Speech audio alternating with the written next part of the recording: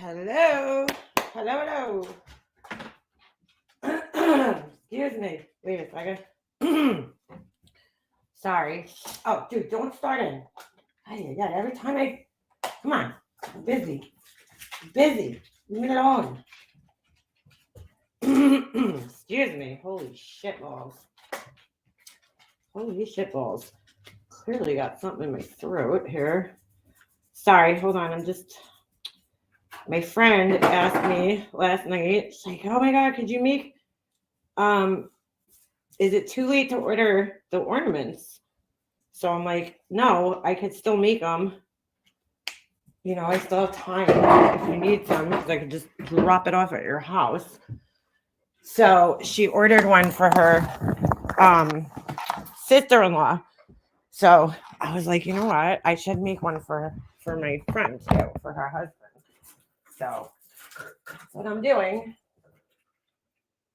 That is what I'm doing. I'm trying to get them done. But anyway, just when you think you're done, somebody else orders them. But I'm not making her pay. I'm like, she's not paying me, dude. Like, it's not happening. I'll just make them. Don't worry about it. It's my good friend. I'm not going to make her pay me. It's crazy. Anyway, how's everybody doing? I figured I would pop on today because I seriously have, I'm definitely not going to have time tomorrow. So I'm in like full on fucking panic mode right now for Christmas because I really haven't got my shopping done. So that's a little scary.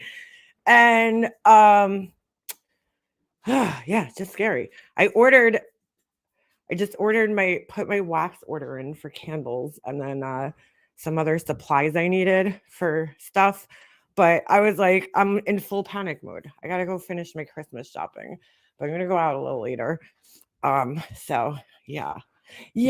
So I'm like a little bit in panic mode, but tomorrow I got to wrap gifts. So like, which I don't have that many to do.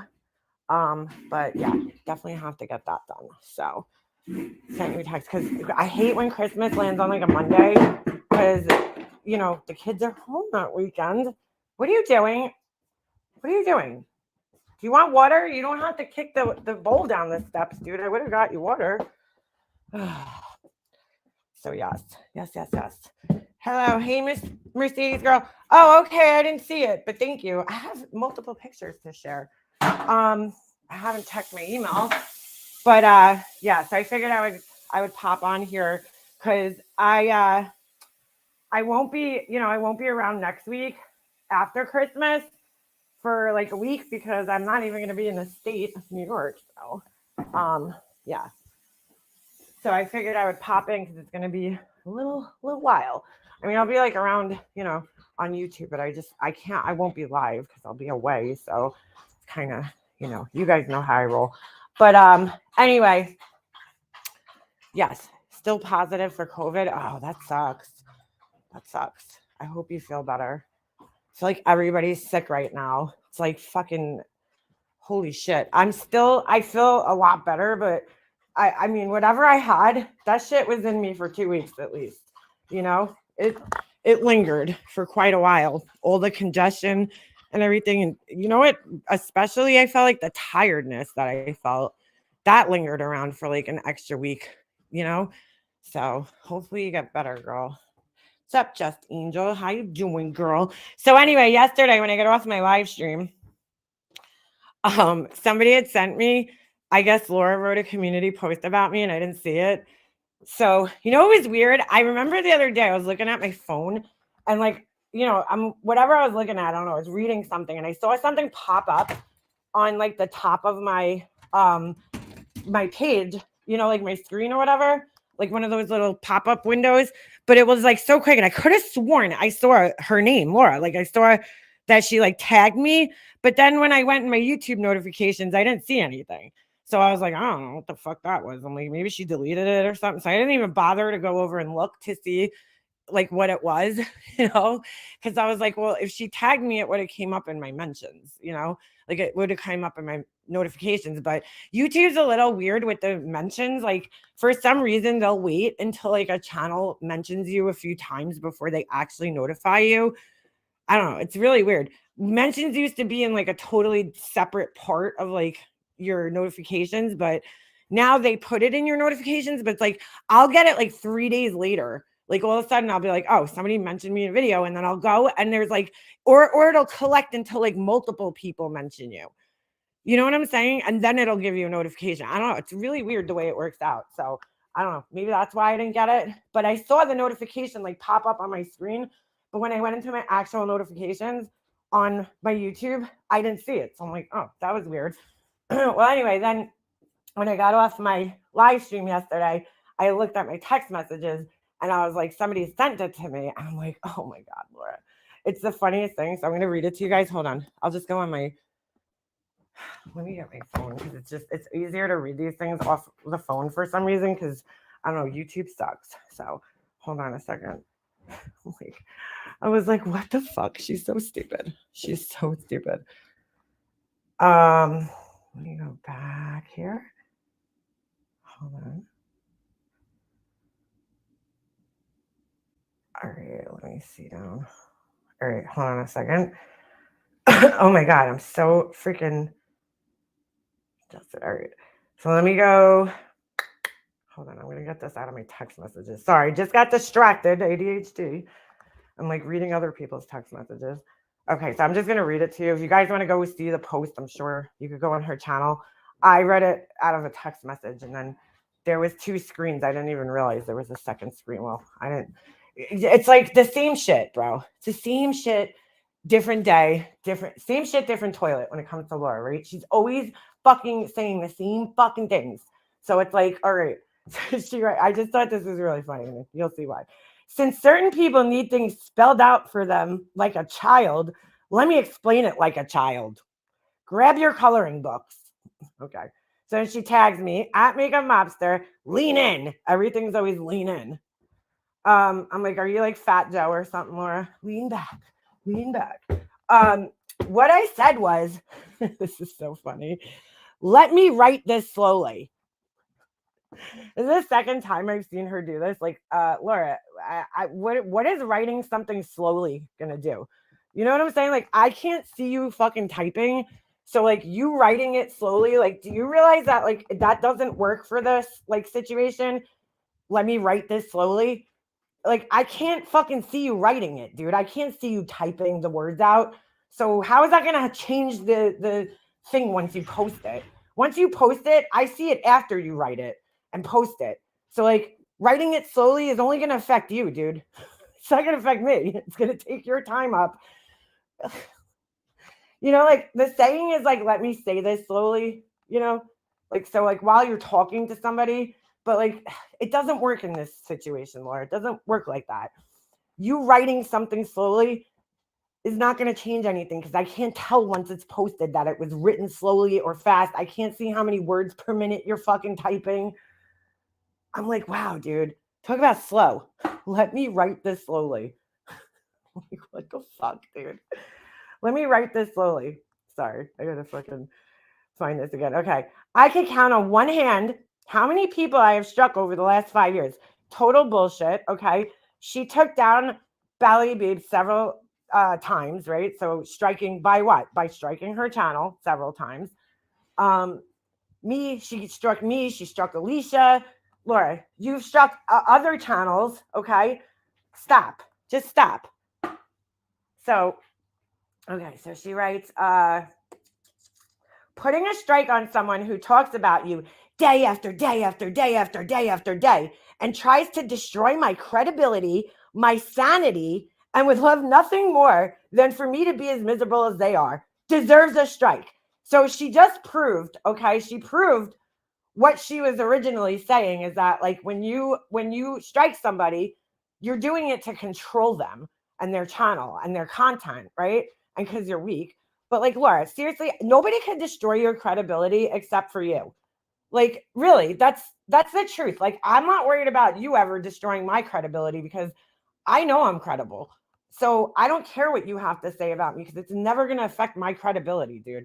Especially coming from you. You destroyed your own credibility on here by fucking lying and, you know, being a total shitbag with no empathy. Like, that's how you destroy your own credibility. I can't do that for you. You know, you do that on your own by making stories up, by grifting. That destroys your credibility. Nothing I say is going to destroy your credibility. And your sanity, Laura, really? If you fucking are letting people affect you that bad on YouTube, it's time to log the fuck off, dude. If you feel somebody's destroying your sanity, dude, seriously, again, not my fucking fault, Laura. I'm not going to take fucking ownership over your sanity. Fuck out of here. I mean, it's crazy to sit there and blame somebody for your fucking sanity. Get off the internet, Laura. Stop being so fucking dramatic and get off the public platform. Okay? Because I'm not doing anything different than what you do on the daily here. Okay, so anyway, I'm like, wow. But thank you for giving me so much power and actually thinking that I could fucking do that. Either one of those things. But anyway, deserves a strike. That's not what the striking system is here for. Like, the striking system is here for people who are misusing your videos. So, like, you're admitting in this post that you abused the striking system, right? You abused it because you're fucking just striking me because you don't like what I'm saying. You're not striking me because I actually used your content in the wrong way. You're striking me because you don't like what I'm saying. That's why you're striking me. So again, you're proving what you were saying the other day about controlling people and everything. So anyway, maybe then you will shut the fuck up and move on. However, I tried one strike to your obsessive, relentless, and nonstop attacks about myself, my business, my website. Like, oh my God, you name it. And you ridiculed and attacked me for it. Like, Laura, I haven't fucking attacked you, dude. Stop being so fucking dramatic. Acting like such a victim. Holy shit. And you've done this for over 2 years. What is your malfunction? Like, for real. Of course, she's got to throw that in there. Like, for real. And I placed one strike on you in 3 years, and you used what I said today as you think I am out to get you? What? No. I was just using it to show what a fucking hypocrite you are, Laura. Or that I am a hypocrite? Yes, that's exactly why. Oh my God, please tell me what the fuck is your malfunction? So she's asking again. Oh my God. This is so not normal and only makes sense. Only makes someone as dumb as well. What? And only makes someone as dumb as well, would make a community post as you did. What? Only someone as dumb as well, would make a community post as you did. So ridiculous. If you could be happy for one moment and see how absolutely obsessed you look, you might sit back and laugh at yourself. Yeah, I might do that, Laura. You're right. You're so right. I don't think that will happen, though. I truly don't. It's like so stupid. Hold on. Oh shit, something definitely needs to get through. It definitely needs something. I can't see it. Oh, it definitely needs to, though. I am sorry you were so burned by me that you can never get over it. The truth is, though, you ended our friendship, not me. So I really do not understand. I didn't even read this part. Why you cannot just move on and let me go. It's been 3 years. Please go find someone else to obsess over. Thanks. Merry Christmas. Jesus loves you. And I'm like, wow, Laura, why the fuck, the agnostic over here who just the other day was like denouncing religion, right? And talking about how people are such hypocrites for using religion, people that were talking about prayer and religion and everything. Because apparently I didn't know this, but, maybe you guys can help me out because I'm not all that religious myself. But, the little religion that I did have to follow in my life, I was under the impression that God loves everybody, right? And that like anybody could, pretty much anybody, right, could join like any faith. Like you could believe what you want, right? But according to Laura, it's only true if it's coming from Tyler Feller, like people like him. Like if you're a drug addict, you're not allowed to believe in God, or preach about God or believe in him or pray to him or anything like that. Only if you're, Tyler Feller, apparently. And her son, sorry, he's another one. He's allowed to believe in Christianity or whatever. She doesn't even know what religion he's following right now. I believe Tyler Feller is a non-denominational church from what I remember. I'm not 100% sure on that one. She probably doesn't know what that word means, but that means that they don't follow any, fuck it, let her figure it out. But yeah, Christian. It's a form of Christianity, but that doesn't follow basically anything. specific. They're not like Baptist or Catholic or fucking Lutheran or whatever, like they're just Christian, so it's they kind of make up their own rules in the church as far as like sacraments and all that shit, goes, if they even do sacraments. So anyway, but she don't fucking know. She has no fucking idea. So apparently I didn't know this though, like people who are drug addicts or former drug addicts, they're not allowed to preach about God or talk about God or believe in God or pray or anything like that. It's just not allowed. But she's going to write in a post, Jesus loves you. What? Like what the fuck? But yeah, I'm glad you wrote that slowly for me, Laura, because I really, it's really sinking in. You just repeating the same words, like miserable, obsessive, like for real, it's really helping me understand, it's getting through. It's working. It's totally working for you. So yeah, I just thought that was fun. Honestly, like the rest of the post, I'm just like, whatever. Laura being Laura saying the same shit she says about, like, honestly, you could pull my name out of there and put any other person that criticizes her's name in there, right? And it's the same thing, like, get over me. I'm like, Laura, like, it's not a matter of like getting over you. I don't even care. It's just like you're fucking such a fool, man. And you say such dumb shit on here that it's just like I have to point it out. But yeah, Menorah Laura, the atheist. The atheist, yeah, telling me Jesus loves me. I'm like, oh my God. Like, I don't know. She's trying to like, I feel like she's trying to be like funny and witty and shit, but I'm like, yeah, it's not, it's not working for you, girl. It's not working out that good, especially when you write things like, I'm going to write this slowly for you. And it's like, yeah, Laura, I can't see you writing it. So what good is that going to do? It's not going to change anything. It works when you're talking because you're like, to be an asshole, you're like, oh, let me say this slowly so you understand it. But when you're typing and the person can't physically see you typing, it don't work the same, dude. Don't work the same. But good try. Yeah, she makes her own self look stupid. Yeah, maybe run it by a friend first. That's good advice, right? God loves everyone, even Laura, who is an atheist. As long as you believe in Jesus, you are a Christian, no matter what your religion. Right. She don't, though, because, I mean, she's a self-proclaimed atheist. So it's like, so that means you don't believe in religion, right? Like, you don't believe in, like, God or anything. I don't know. She can't make her mind up of what she is. Sometimes she's Jewish, then she's celebrating Christmas, which makes no sense, like she's an atheist. Like, it just doesn't even fucking make sense. None of it makes sense. It doesn't make any type of fucking sense. But do you, girl? Do you? Like, for real, like, totally. Yeah, like for real, everything's like for real. It's like, Laura, I just pointed out what a hypocrite you were. You were up on a panel basically saying that anyone who strikes people, you're weak, you're trying to go after people's livelihood, like you're talking about it like you never fucking did it before yourself. And you have to several people on this platform. When you don't get your way, you want to control people's channels because you don't like what they're saying about you.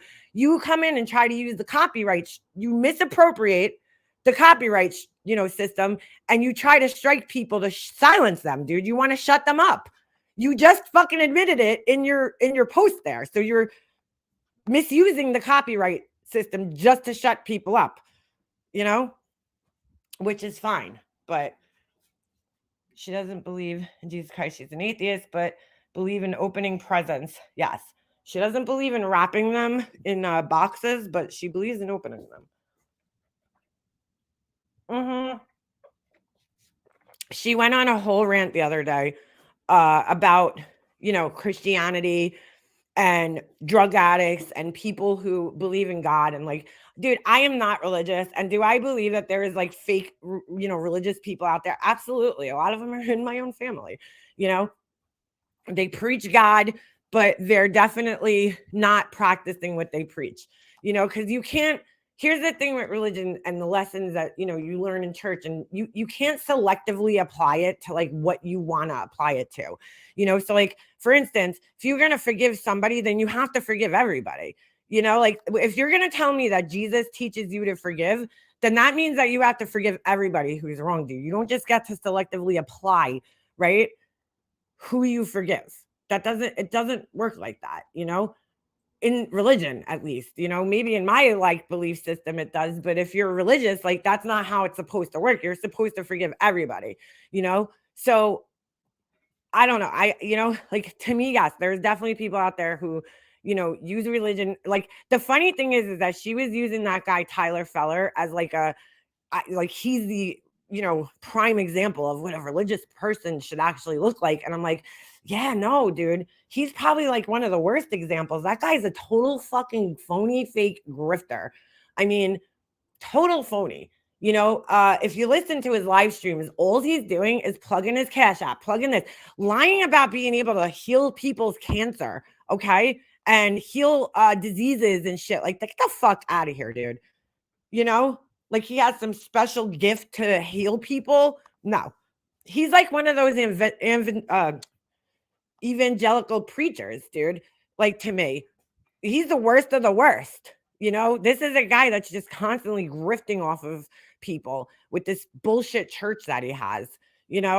He's the worst example of what a religious person should be fucking doing. But just because he's kind to Laura, that's really what this all comes down to, is just because he's kind to Laura, then it's okay. He's good. He's fine. He could be religious. He could preach. He could do all the things that, religious people are supposed to do in her head. But anybody else that believes in God, you can't believe in God. And you know what? Not for nothing. If you're following religion, like if it helps you get off of drugs, then great. You know what I'm saying? Like, who the fuck are you to say anything about, you could still be on drugs and believe in God. Like, I don't know why she thinks that that's not a possibility. I know a lot of drug addicts that pray to God because it's all they fucking have left, at that certain point. Is he on YouTube? Yes. Is he in TY? Wait, what do you mean TY? Oh, hey, Beavergs. Fake churches, fake people. Yeah. But she's like, she gives him, he's a prime example of what a religious person should look like. And I'm like, okay, dude, that guy is grifting, Laura. Bad, like bad. I'd love to see his 501c. She brought her kid to that guy. I wouldn't want my kid no fucking around that dude. She says that he baptized her son. Oh, Beefregs, I just went live like maybe 10 minutes ago, right? 10 minutes ago but you know what I'm saying? Like, girl, come on. That guy's a fraud, total fraud. I wouldn't put my fucking kid in that guy's presence with his bullshit, his brainwashing, culty fucking bullshit, So this was after the whole, Cam and Allie thing, which I think people are just being, Laura goes live about it just to gloat, that she was right. She was right, guys. Everything always comes down to her. She's like, but nobody will listen to me because my haters. That's what she said. I'm like, no, Laura, again, she thinks that other people destroyed her credibility around here. It's like, no, Laura, you destroyed your own credibility here. Nobody else could do that for you except for you. Just like Molly Golightly destroyed her credibility here. And when you get constantly caught in lies, lie after lie after lie, okay, that's what destroys your credibility with anybody in life. Your boyfriend cheats on you a bunch of times. You catch him in a bunch of lies, he becomes less credible, right? You're like, okay, well, I'm not going to believe you now the next time you tell me you're, out at whatever. And here you are, with another girl or whatever I'm saying, like whatever it is, whatever the situation is. That's how you destroy your credibility. Nobody else could do that for you. I mean, clearly there's still some people that find her credible. So, I can't destroy your credibility. You could only do that. You need to grow notifications at a brain. Just kidding. So, yeah. I mean, I don't know. Now Laura is gloating because she has Nunya on her side. Good luck with that one, CK, Talk about another hypocrite on this platform. Just saying. Laura is not very, she's not very picky about who will be on her side. as long as they're just on her side.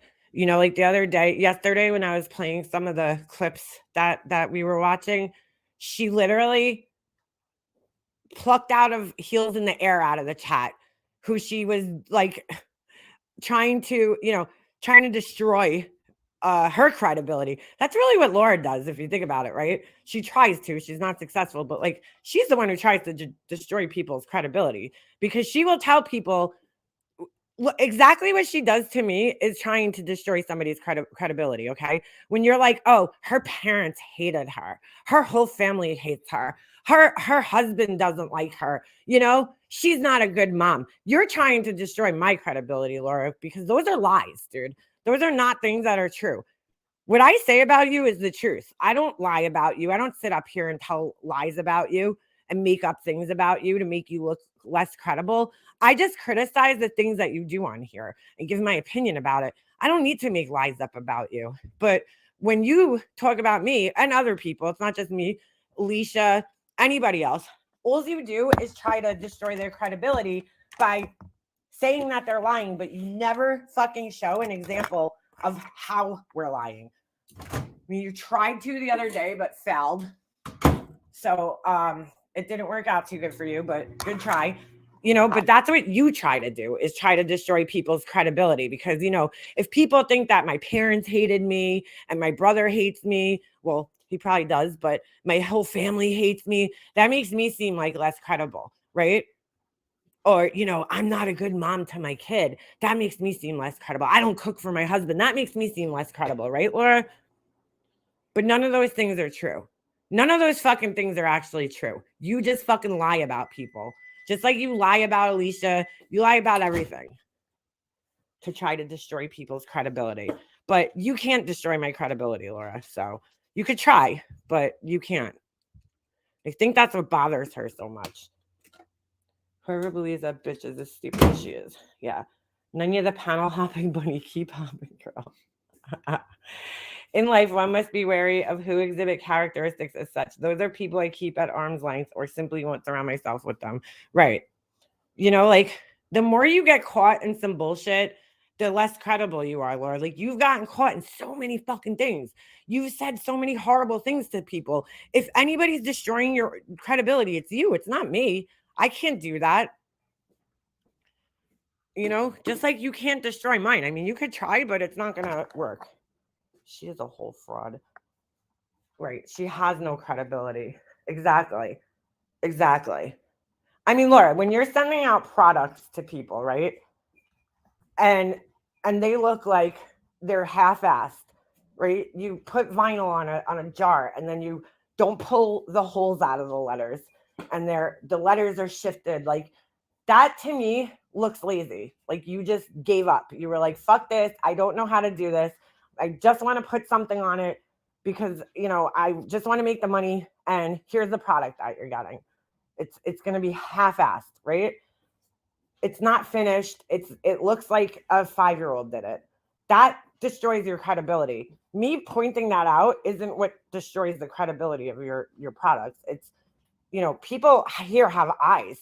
I mean, anybody could pick those things out about, what they're seeing in their products. When you're putting pictures of fake vessels on your website that aren't even your products that you actually sell, that's not my problem. That's your problem. Because I'm just saying, if I went to a website like that and didn't know that there was an actual person who actually did make candles and send them out, I would never buy from that website because I would be like, ooh, this looks shady. Like something don't look right here. Don't look like this is like a real website that's actually selling real products. It looks shady to me. There's a million other candle companies out there that have photographs of actual products that they make. And like on the internet, you got to be careful when you're shopping, because there's a lot of fucking fraudulent websites out there where you could order something and never get your product, So I'm very weary of, those types of websites. And if I would have stumbled upon a website that had Photoshopped labels on stock photography of candles, I would definitely be weary of it. Sorry, dude. I don't think she cares about her craftsmanship. Never going to happen, in my opinion. No, she doesn't. I'm not saying every single thing that she makes is like horrible, but a lot of the stuff she puts out, I'm like, how do you send that to somebody like that? You, it looks rushed to me. That's all. It looks rushed. It looks like, I always give her credit for trying. It's just like the effort is always like half-assed. She sent the final product and it looks like that she doesn't care about her product. Yes, and she only wants the money. That's what I see when I see things like that. I'm like, oh, dude, like you didn't like, if I fucked up vinyl on a product, I would, clean it up and redo it, dude. Yeah, does it suck when, you make things and then you have to remake them? It's fucking annoying, you know? I have to do it all the time, dude, because I'm like, I'm not happy with the way that this came out. I mean, I've remade things like multiple times because I wasn't happy. That's what happens when you're handcrafting an item, dude. They're never going to come out perfect, the first time around. So sometimes you have to go back and redo things and you have to eat the fucking profit of it, like you have to eat the fucking money that you're making. But as far as building a business, if I send out crappy, like business is built a lot. The best marketing in your business is word of mouth, right? People just tell them because it's free and you don't have to pay for the advertising or anything. It's just people telling other people like, oh, I got this from here, this company, and I love it. So I want to send out the best quality of products that I can to the people that are buying them so that they, tell other people about my products. Like, so that's the best way to get your business to grow is word of mouth. So like, I don't know. I just don't know why you wouldn't want to send out the best quality of products every time you make something, and like shit happens. Like I'm not downing her for making mistakes because they happen all the time. And yeah, is it a pain in the ass to fix your mistakes? Have I had to recut vinyl 100 times? Not 100 times, but like a couple of times, or waste vinyl, waste cement, waste wax, whatever the fuck. Absolutely. You have to do that when you're hand making stuff. I mean, it just happens, so that's where I see her not putting that extra effort in to fix the mistakes. Like you could see them very obviously. But thank you, W. Schmidt, for joining memberships. Exactly. I've thrown away another of product, right? Because it did not come out perfect. That's, that's how it is in the handmade crafting business. You're never going to have things come out perfect every time. So like for me, I could put something in the mold. I don't know what it's going to look like until it comes out of the mold. So I might do all this like marbling and shit, and then I pull it out of the mold and I'm like, ooh, I don't like the way this looks, so I'll redo it because it didn't come out. It's very hard to tell what you're doing when you're kind of just pouring things into a mold and you don't know, what that final outcome is going to be like. Things don't come out perfect every time when you're hand making things. So sometimes you just have to scrap it and redo it, But like I see simple fixes. Like she'll put her label on a fucking candle jar and it'll be all wrinkled. And it's like, yeah, is it a pain in the ass to scrape a label off of like glass? I mean, yeah, it is, it's annoying, but like, is it annoying that you have to waste another label and more ink in your printer? Yeah. But like, dude, it's not that hard at the same time. Just fucking scratch the thing off and fucking start over again. How hard is it to clean fingerprints off your vessels when you're done? I mean, these are just simple things, like simple fixes. I was just allergic. Finally decided to jump in some places because I need to vent about some of these idiots. Well, no problem. Welcome. Speaking of idiots. So Alicia takes down Fresh Start's channel yesterday. Okay, hold on a second. Let me go. When I think luxury, I think Cadillac, Rolex, Laura's candles. Yeah, really? Yeah, they look luxury. Bro, like I would never lie and be like, yeah, I'm making this shit out of my fucking garage at my kitchen table. Like this ain't luxury, bro. You know, maybe one day. But still, I'm like, this ain't luxury. I'm making it at my fucking house out of my garage. You know, like, come on, dude. It's handmade shit. That's what I call it. Handmade. Because that's what it is. You know? Hold on a second. So this fucking idiot, speaking of idiots, yesterday, I swear to God, I go back and forth because there's a few people that I think this person could be, right? But they really do act like Laura, which is probably why they simp so hard for her. Because hold on a second here. We get to my community page. All right. Hold on. This dog is killing me. I think luxury, I think vacation on the beach, and not some janky half-ass candle with bad energy.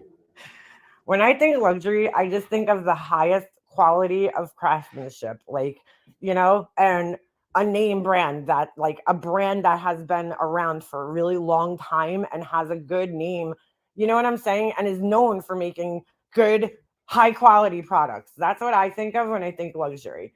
You know, I'm thinking of like the best of the best, you know, Bentleys. I mean, I don't know if I would call Cadillac a luxury brand. It's a high end brand. I don't know if I would consider it luxury. I mean, I owned a Lincoln LS. I don't know. It's a Ford. It's just a nicer Ford. Like, I don't know. I don't know if I would consider that luxury. I consider things like Bentley, Rolls Royce. You know, that's luxury to me. Not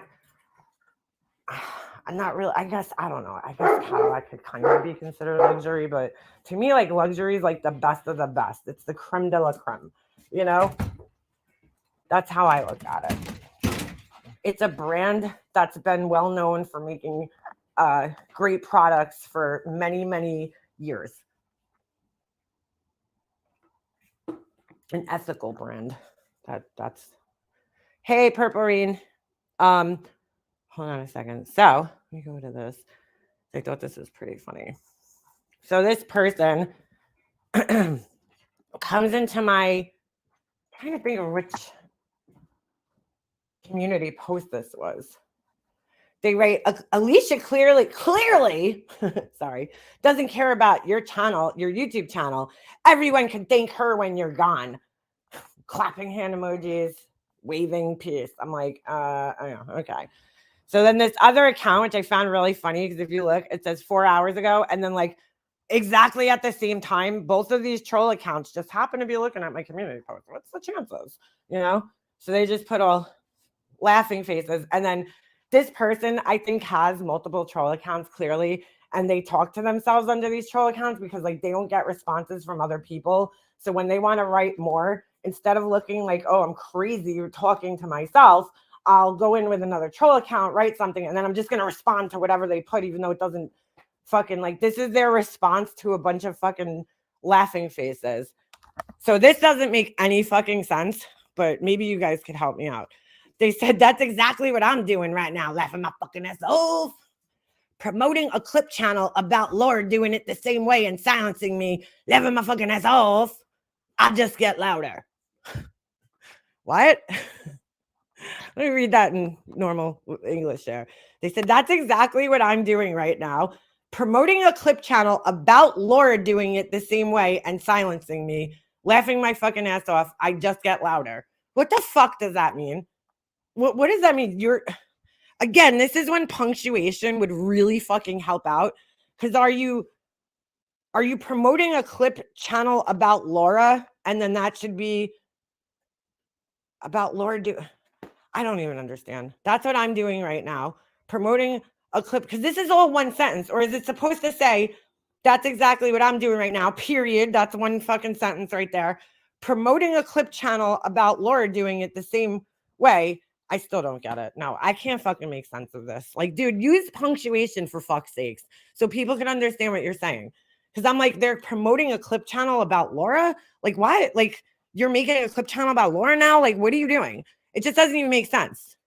Whatever the fuck they're trying to say here, I can't make any sense of it. So I was like, wow, this just, like, is so reminiscent of something Laura would do, because, like, you guys know, you've been around. Oh, thank you. Hold on. I'm sorry. I see somebody gifted memberships. Thank you, Burn Hot Dog. Appreciate that. Thank you. I can't see who got the memberships, but congratulations to whoever has got it. I can't see it on my end on StreamYards, but thank you. I appreciate that very much. So I really don't understand what the fuck they're trying to say here. Like, I'm so lost because I'm like, I don't like what? I don't know. But this sounds very reminiscent of Laura to me because they're like, Alicia. So Alicia struck this person's channel. They struck their channel and took it down, right? Took the channel down. The channel's been terminated due to multiple severe copyright, claims or whatever the fuck, it says. Okay. So somehow that's my fault. So you're going to come after my channel and lash out at me because Alicia struck your channel?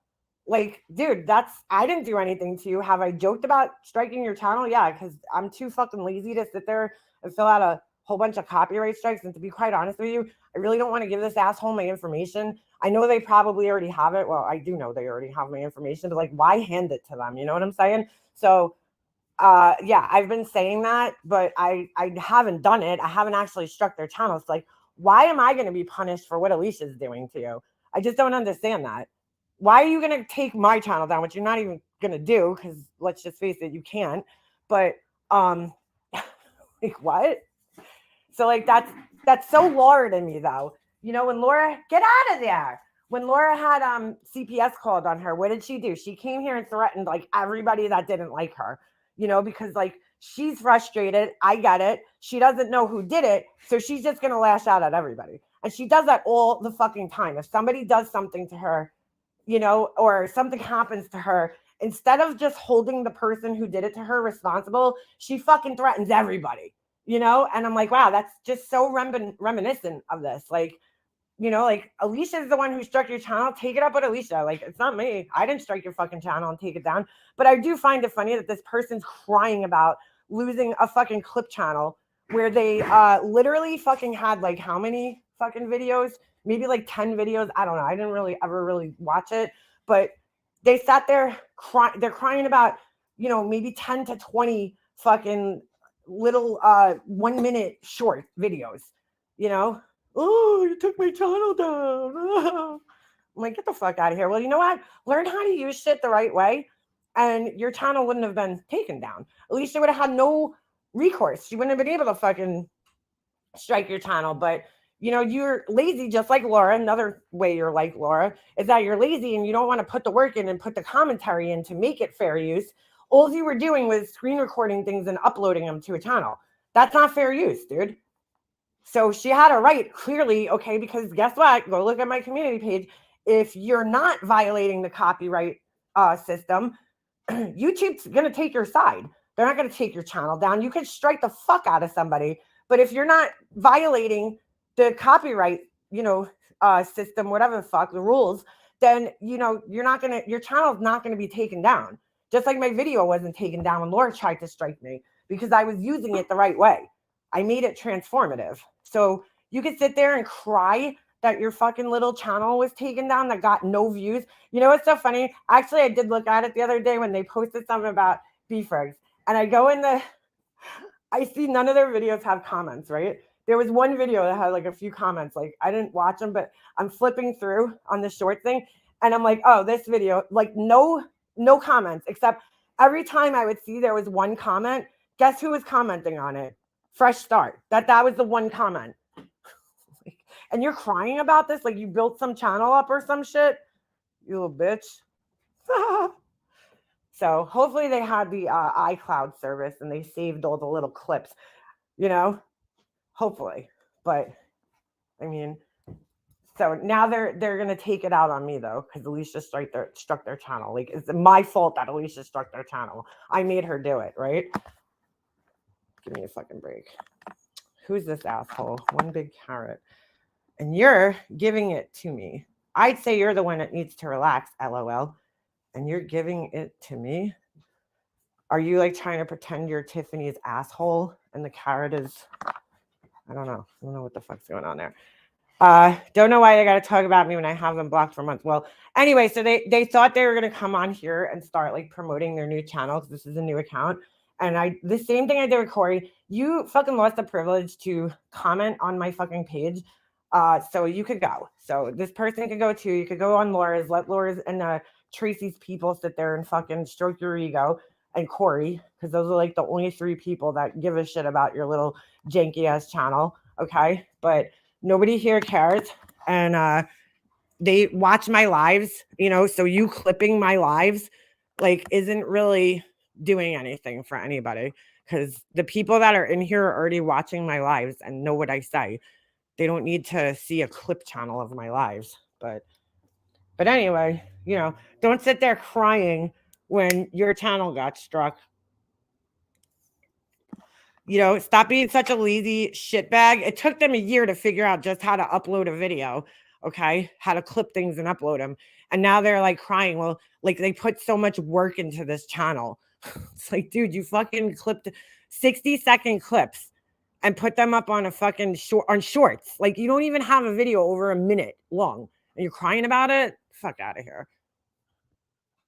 They clip they clip a whole bunch of things. I don't even fucking know. I didn't like watch it. I just flipped through the other day because I'm like, who's actually watching this asshole? Oh, look, there's Laura, Tracy, and Corey. Like those are the three people you're trying to impress. Yeah, feel sorry for you, dude. Feel sorry for you.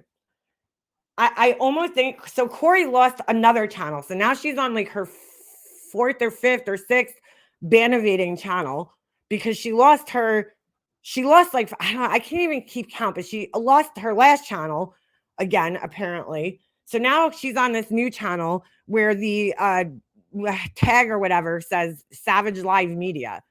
So it's not obviously Savage, She's got her stupid little picture like, the rest of the grown ass 50-something-year-old women's with the little fucking doggy ears and shit, Oh my God. Clips don't mean anything, no content. Yeah. Like you shouldn't, if you want to clip a channel, there's nothing wrong with that. But, don't be surprised. This goes for any clip channel out there. If you're just taking somebody's content and just re-uploading it with no transformation, like, I'm sorry, you can't cry when you get struck. Like that's against the terms of service. You're breaking terms of service. You're breaking the copyright rules. So whatever. There's fucking babies crying over a fucking little baby clip channel that they just put so much hard work into, right? So I didn't even see there's comments under here. Let's see what it says. Let's see what it says. And of course they spelled the "you're" wrong because why? Why would they learn? I blocked both those accounts. Oh, they can't. Was this the one? I don't know. I saw them arguing with blank screen somewhere. The wrong one thought my CAT scan was an X-ray and called me a liar. Said I was overreacting because I was naming the symptoms I was getting from chemo. Now, who does that sound like? It sounds like Laura. Laura was all up in the comment section supporting it. At this point, anyone that uploads anything to do with my health, and they will be getting a strike. I don't know, man. Alicia's always said that if you take her content and clip it, she's going to strike your channel. So, like, why are you even surprised that happened, dude? Why? You should have known that was going to happen the minute you started clipping Alicia's channel. Like, I don't know why you would sit there and even ask the prize, but don't be fucking threatening my fucking channel, motherfucker. Okay? Because Alicia struck you. I didn't strike your channel, so. But have fun with that. Trying to take my channel down. What a baby. So much like Laura, this person acts just like her. Just like her. But if you want to clip stuff, that's great. Just do it the right way, and then you won't have, nobody can fuck with you. If you actually, put some commentary in there, but that would mean they would have to reveal who they are because they're too cowardly to actually talk on a video, or take a link in my chat here and come up on my panel. Because that's another reason. It's obvious who it is, I mean, why wouldn't you just take a link and come up here and tell me about myself, which I've offered this person several times, come up here and tell me about myself. They clearly avoid that because they know that they're going, they know who they are. And they're just too cowardly to come out from behind their little troll account to clip Alicia, because you know why they're doing this to Alicia? They're just trying to trigger her. Because Alicia, I love Alicia to death, but she's easy to get her to like, Alicia likes to prove things. Me, I really don't fucking care. But to that extent, I'm not gonna go doxing my fucking personal information and shit to prove some asshole on the internet, right? Like, you know what I'm saying? This person has said so many fucking things about me that I probably could prove, but I'm like, why? I don't fucking care what this asshole thinks, I'm not gonna fucking go and like, show them pictures of me and other people just to prove I have friends or whatever the fuck they say about me. Like, it's not worth it. I don't really fucking care. But they're doing it because they know that she'll come back with proof, and then they'll take that proof and they'll fucking use that against her. Because that's all they do is they take information that we willingly give out on this platform, right? No matter what it is. And then they just twist it and make up their own fucking story with it. Clearly, it's someone who would be recognized. Absolutely. Yeah, it's somebody who would be recognized. It's either Laura or Corey or, somebody from Laura's group that we know the person's voice because otherwise, why not take a link on my channel, dude? Why not come up here? Why not make videos and do commentary with your voice? Were you scared? Clearly they're scared. I know it comes from Laura's group, and you want to know why? I know. First of all, they say a lot of the same exact things that Laura says, like to the T. But Laura, back in the day, okay, when this person first started like really trolling my channel, what's their name? Somebody left a comment and they were like, oh, it's Brian because of something that they said that only Brian says, right? So we were like, I said, fuck it, let's just go with it. We'll say it's Brian. We'll see what happens, right? Laura goes up on her panel and she's like, I know for 100% fact that's not Brian. And I'm like, well, really, Laura? The only way you would know that it's 100% not Brian is that you know who the person actually is. That's the only way you could 100% say that it's Brian or not Brian, because you would have to know who it is then. So there was the first clue. She was so sure she 100% knew it wasn't Brian. So I'm like, okay. Now Laura jumped on the whole Christina thing. Oh, it's Christina. I think it's Christina. She just jumped on that. How do you know though, Laura? How the fuck do you know that it's Christina or anybody for that matter?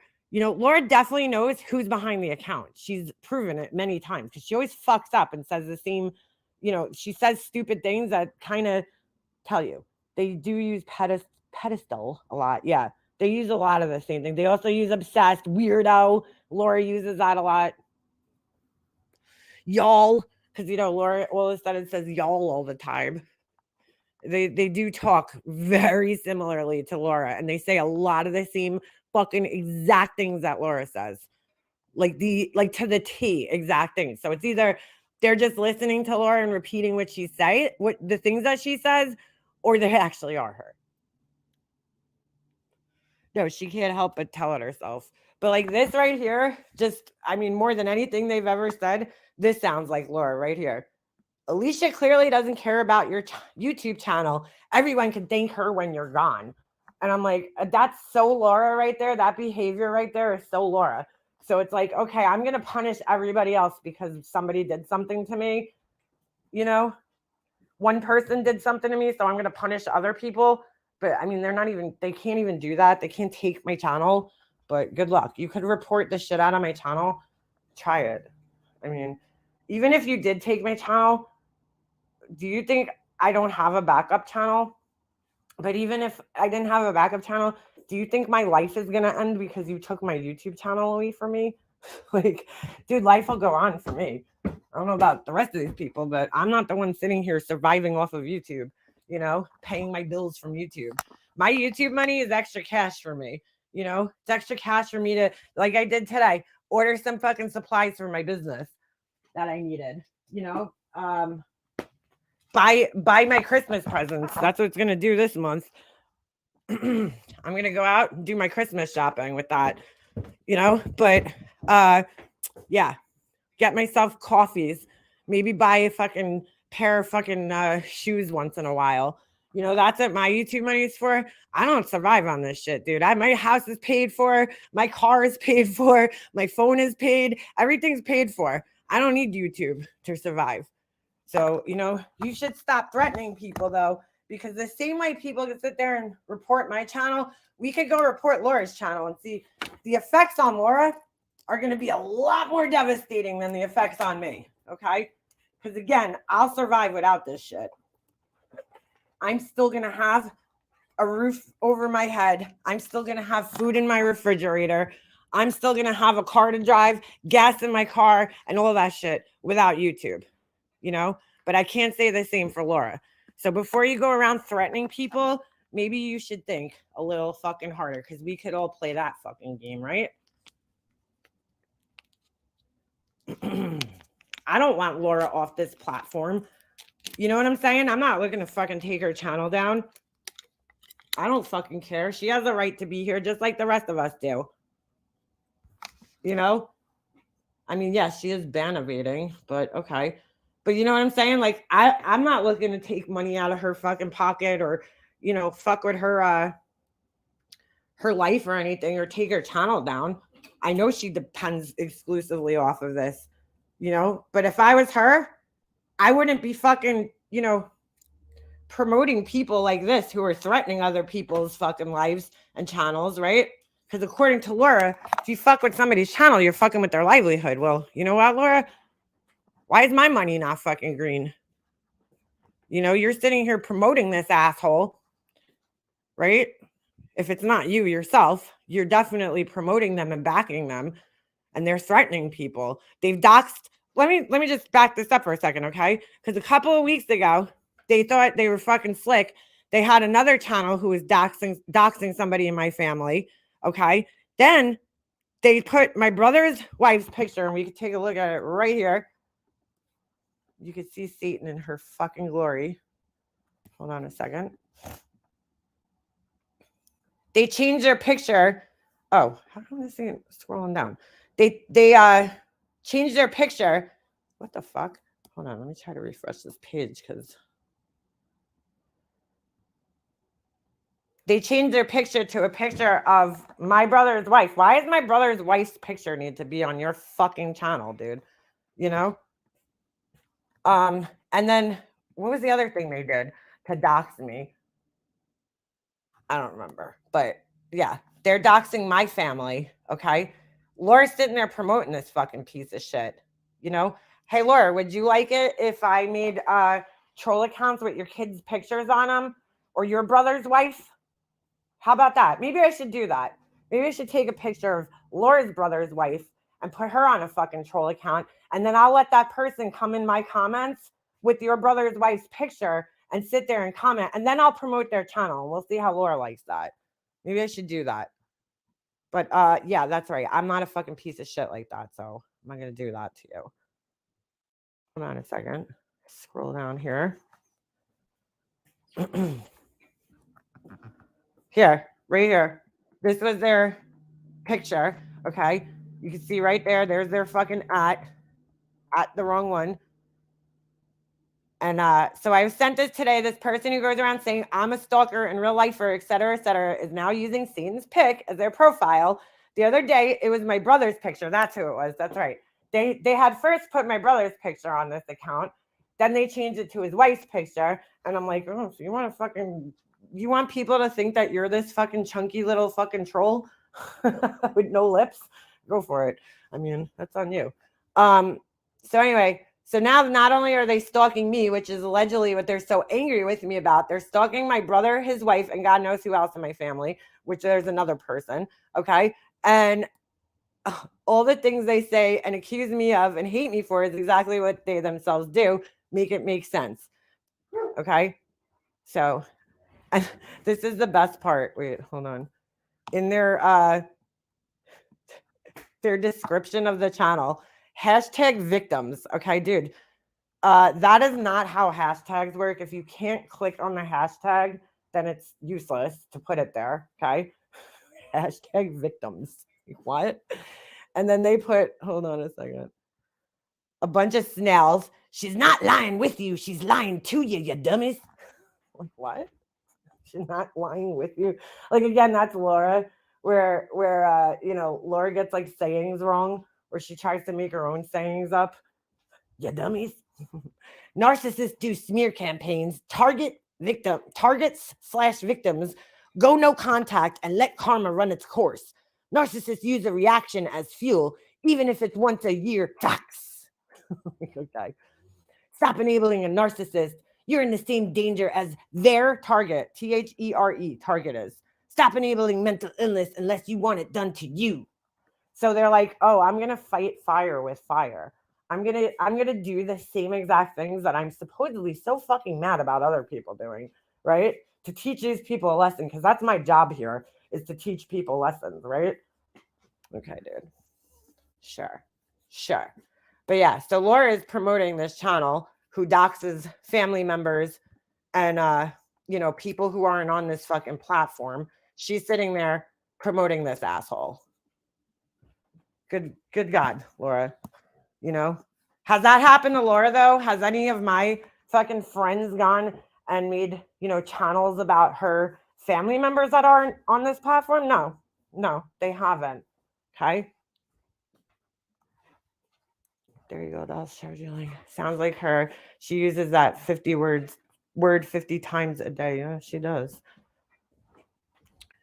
Those hashtags just take you to a list of channels and old videos around random people never seen. Yeah, but those, right. Well, if the hashtag actually worked and you can actually click on it, but in this case, when it's in your description, it doesn't work. So I like when you put it in your description on a video, it'll work, but not on your page description. You can't click on it, dude. What good is hashtagging something? And I'm like, wow, that's interesting, because Laura doesn't understand how hashtags work either. So, I just, it's kind of ironic. Both of these people don't seem to understand how hashtags work. Now they'll make a video. Mega Monster talked about me for an hour. Level my fucking ass off. I never even hashtag my shorts. Well, the whole point of a hashtag is like if you want people to find your video. So say you make a video about dogs, okay? You would do like hashtag dogs, because anybody that's searching that hashtag dogs, right, would find your video. But like if you can't click on the hashtag and it doesn't bring you to the hashtag link, then what good is hashtagging something? It just doesn't even make sense. Like that's what hashtags are for, is like so people can find your shit. But like if the hashtag doesn't work, then why would you hashtag? It just doesn't make much sense. It's kind of like how Laura does things. A hashtag on I don't fucking barely put hashtags on here. Like, I mean, I don't know. I don't even edit my descriptions. Like there is no descriptions on my fucking videos. I really don't fucking care that much. I put the bare minimum of effort into this channel, I mean, seriously. If I wanted to build my channel, I would definitely put a little more fucking effort into it. But I do the bare minimum here. A hashtag redirects you to a specific video or website. Well, it really just brings you to other videos that share the same hashtag. So like, again, like if you go to hashtag dogs, if you tag your video, it's going to bring you to a bunch of other videos that are about dogs that have the same exact hashtag, with the same subject. So like, I just don't understand why you would put it somewhere where you can't even click on it. But this person's, proven multiple times that they're a little fucking slow in the uptake. Like, they're a little slow in the uptake. Oh, you broke 200 subs. Congrats. So yeah, so it's not really gonna like do anything there, but good try. Hashtag victims. And you know what? Another thing that proves that this person's definitely related to Laura somehow is like, let's just be honest, dude. Why would some random person out of fucking nowhere, who I've never done anything to, be this fucking angry at me? You know what I'm saying? That they would like go to this extent that this person's going to try to like, try to destroy my credibility, right? Like it only makes sense that it would be her, nobody else is going to invest this much time into that. Like if I didn't personally do something to you to harm you or something, like you're not going to invest this much time into me, dude. You're investing a lot of time. This person spends, I think, like the last 2 weekends.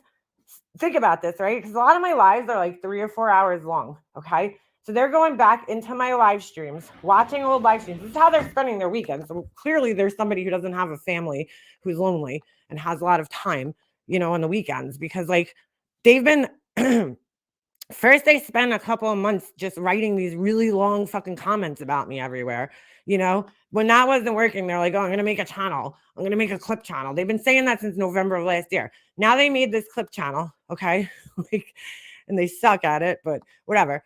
But they spent a whole entire weekend, 2 whole entire weekends uploading videos. So they had to sit through like my old live streams, right? And then find what they wanted to clip out of those old live streams. And my live streams are like 3 or 4 hours long, dude. Like, so you're spending a lot of time watching all my old live streams just so you could find things that you could clip and twist into whatever you want to fucking twist it into, So it's like, all right, dude. I mean, you clearly have no fucking life. Like, you're spending a lot of time on me. And I don't know. I'm just having a little trouble believing that like somebody that's not Laura would be spending this amount of time, I mean, maybe they're just like a really lonely, miserable person who has no friends and family. And you know what I'm saying? Nothing better to do with their time. So then I guess it makes sense. But I don't know. I just like, why is this person so angry with me when I never did anything personally to them? Never supposedly had, right? They're just a random sub, right? According to them. So why would they be that angry with me?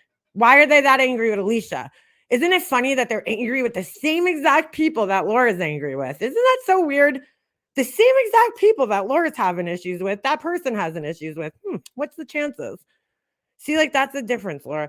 I'll come right up on my page and say it under my own fucking channel. I don't need to make some bullshit troll channel and fucking go leave comments everywhere like a pussy.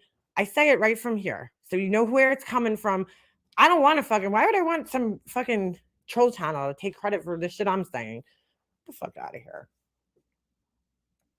Or it's, Corey. That's the only other person, her or that girl, Christina, that could be that fucking bored, okay, and obsessive with somebody that never did anything to them, and would put that kind of time and effort and energy. Because again, you got 2 single ladies who don't have, a significant other. One of them has a kid, but I mean, I don't know if she has custody of the kid, but one of them has a kid.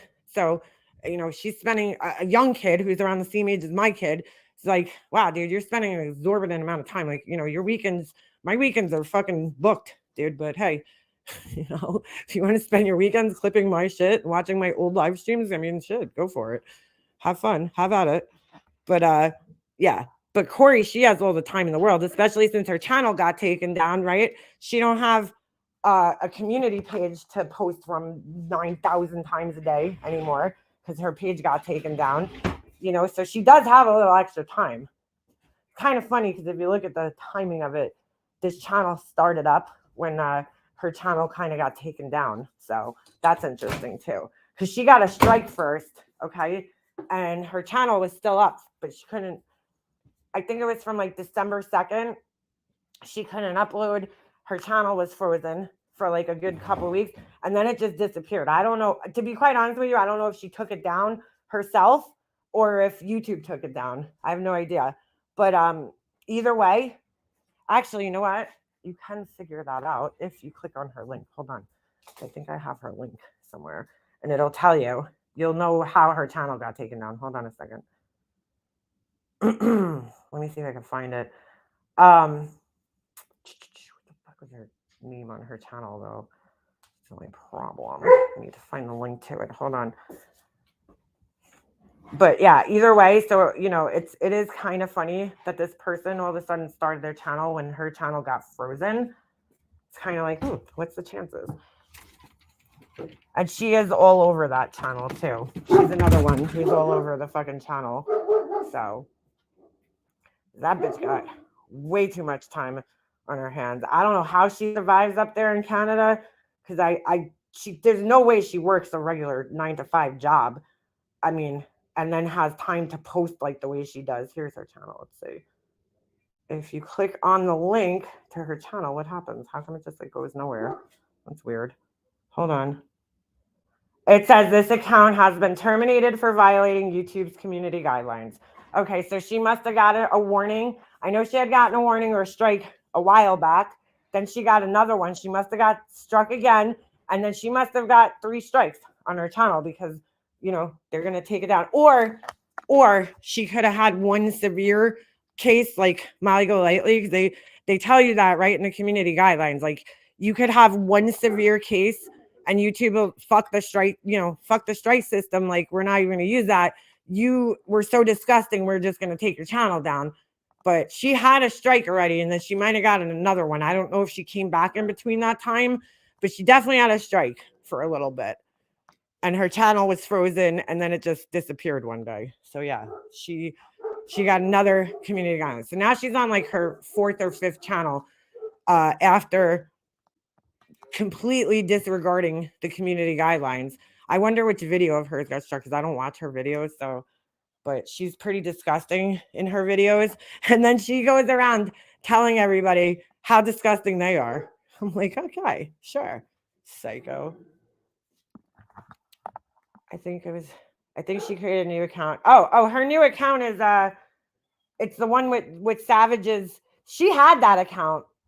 She already has 2 other backup channels waiting every time. She ain't stupid. She knows she's gonna violate something. I think she created a new account because we had someone come in called One Big Carrot giving MM unsolicited advice about her dog. Who's that? Yeah. She's she loves breaking the terms of service. New people believe her. Watch, rinse, repeat. The high cat lady giving dog advice. Corey giving me advice about how to take care of kids and dogs is fucking hilarious. This bitch probably can't have a dog in her little apartment, but the best is that she's always giving advice out on how to take care of kids and protect kids as if she has any fucking idea what it's like to be a parent. I mean, it's like, Corey, sit the fuck down, okay? Your beanie baby doesn't count as a kid, all right? Some of us have real kids, breathing kids. You don't, but we do. So you're in no position to be telling people how to take care of their children or how to protect them or how to do anything when it comes to being a parent or when they're using their children for sympathy or not.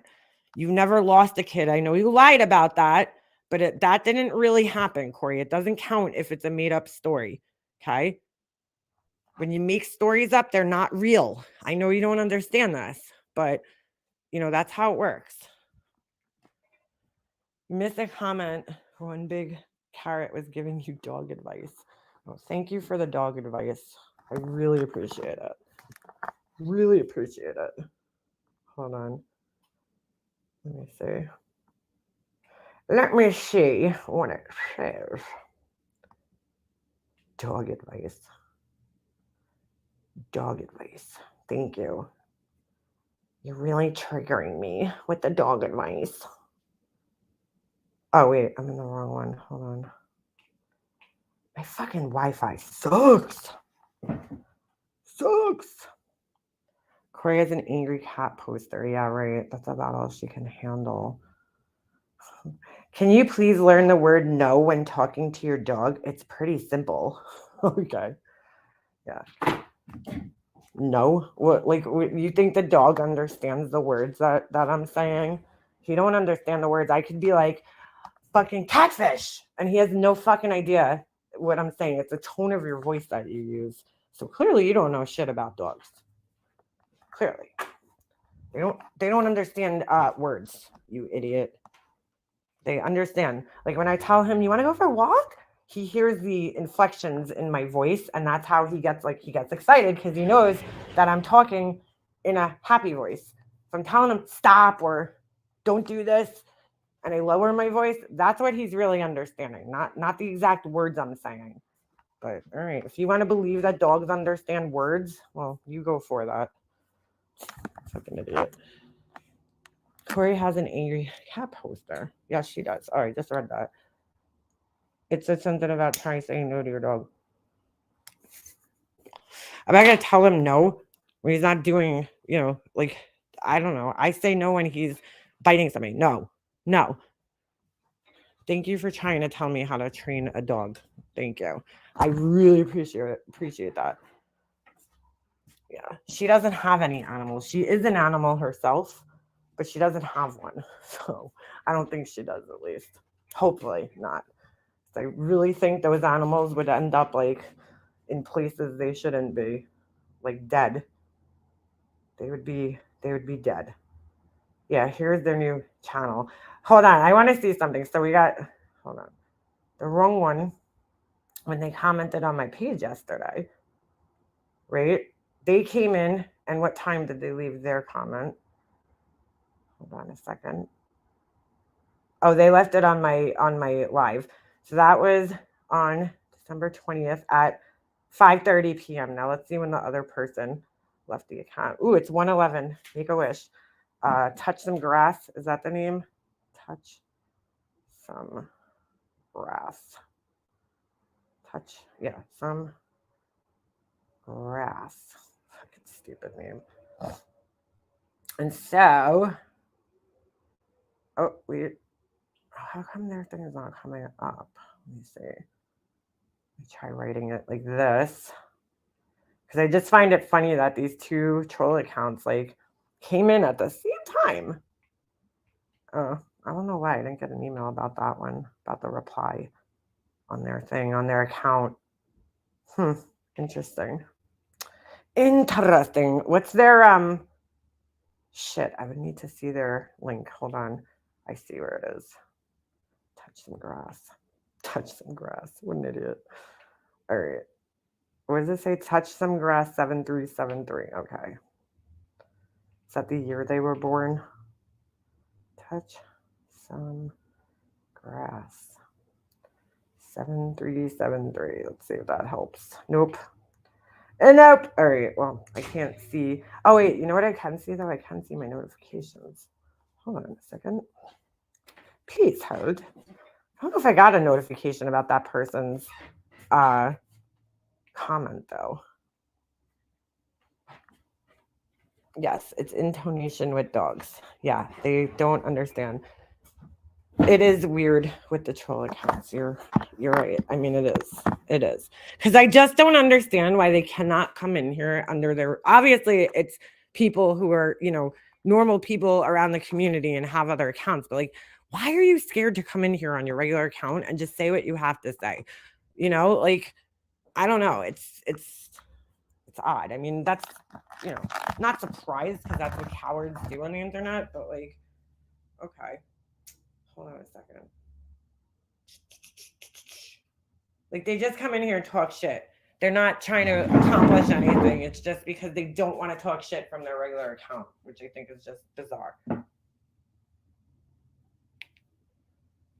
All right. I was looking at my community thing. Not my community thing, my notifications. Yeah, see, like, I didn't get a notification when Laura tagged me. That's so weird. I did. I got an initial notification that came under my, like I saw it pop up on the screen, but it's not in my YouTube notifications, which is really weird. Oh, I'm going to have to scroll way back here. I got a lot of notifications. I don't know. I don't know where it is. Maybe because I blocked them, the notification might have disappeared. But yeah, very strange when troll accounts come in at the same exact time to leave comments. It's like, you must think people are stupid. How fucking dumb do you think people are? Corey had pet rats? No, she didn't.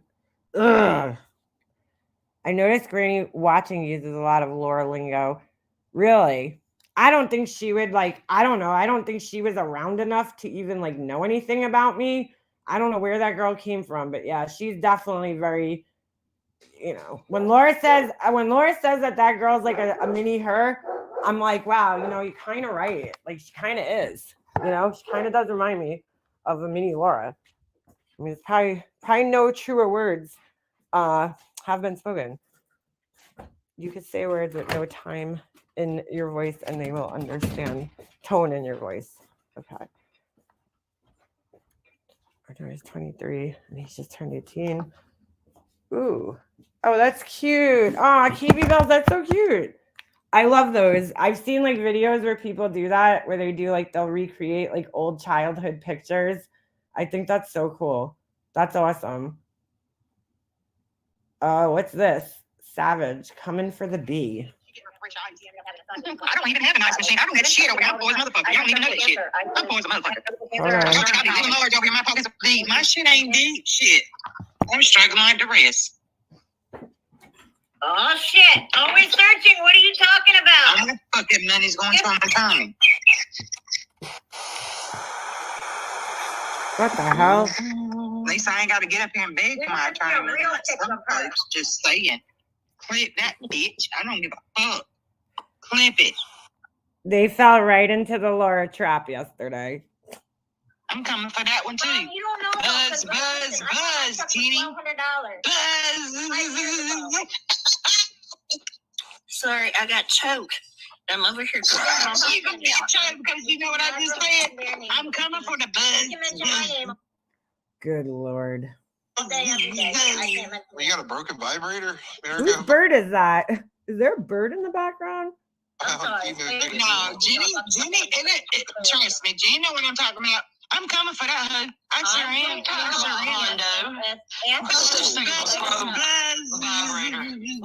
There's the buzz. No, I'm just saying maybe you can find it in the car for like. Good Lord. Good Lord. Place. Clip it. I don't give a fuck. Clip it. You just gotta look around. And I know it's terrible to be out of the car. Whose bird is that? It's so loud. What the fuck? It's so weird. All I can say is, what the fuck ever, dude. What the fuck ever.